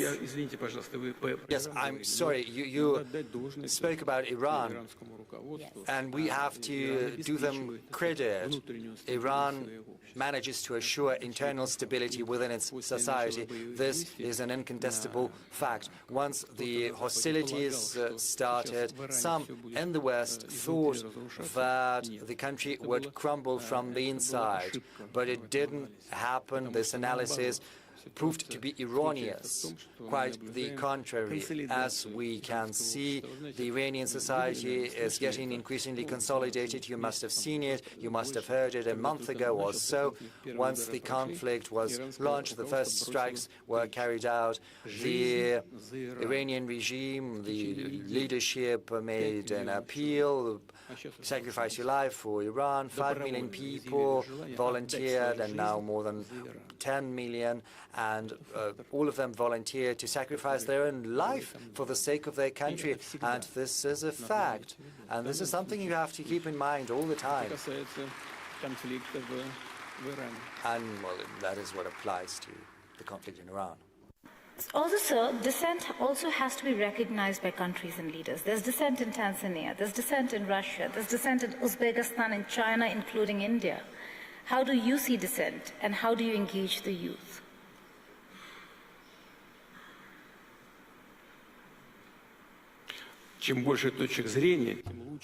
The more points of view exist, the better it is, because you can choose the best.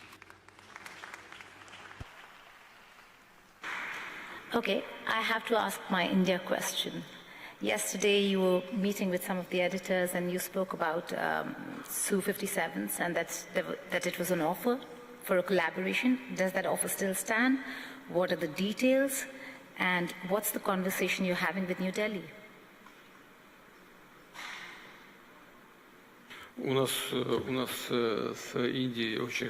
India and we have very good long-standing relations in terms of military and technical cooperation and interaction.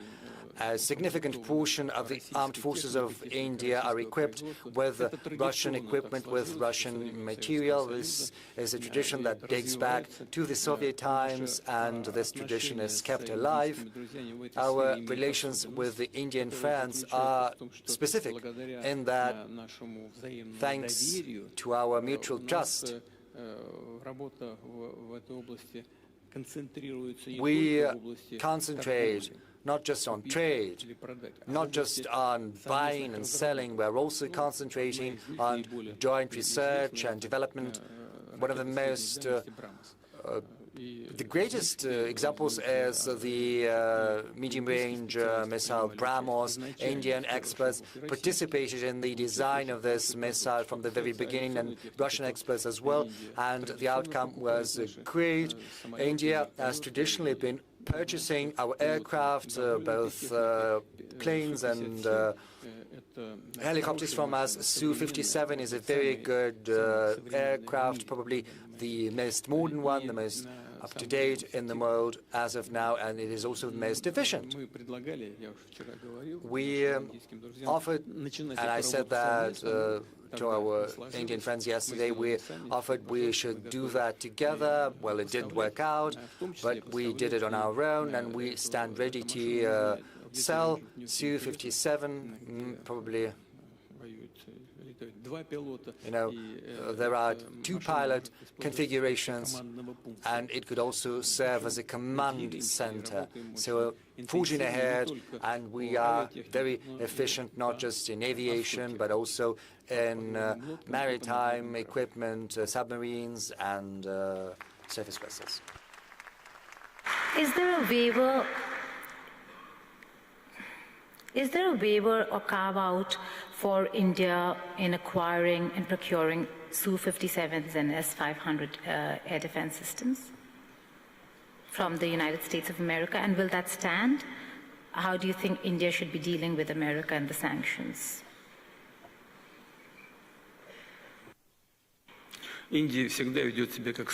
Well, I would say India always acts as a sovereign country, and under the leadership of Prime Minister Modi, any potential threats of sanctions would boomerang immediately. And I know that for sure we've been in close talks with Prime Minister Modi for a long while, and he knows that for sure. We all remember a time when Prime Minister Modi was banned from going to the territory of the United States of America, and I know that Prime Minister Modi would never forget about it. Now he's a Prime Minister, all the sanctions have been eliminated, and the relationship between the USA and India are developing successfully, as I understand, and India is a sovereign country, and it is free to choose those products that they consider to be most up-to-date and most applicable for them, and obviously offering the best price-quality ratio. No matter what people say, India has always been acting in this manner. How? Well, India is always guided by its national interests. Of course, that is a very sensitive area, the defense area. But one thing is particularly important. It is crucially important. And the thing is that our cooperation with India, just like with all other partners of ours, is not subject to political environment. We can't be dictated. Do not deliver that to India. Nobody can dictate us, and nobody would even try to do that. We are always going to do what we consider to be right, and we will always stand true to commitments given to our partners, especially such partners as India. And in this key, in this spirit, according to those rules, we do our business, and this is how we're determined to continue. I began the session by saying we can't be dictated to, and my co-moderator, President Putin, has said the same. On that note, we end the session. Thank you so much for joining us.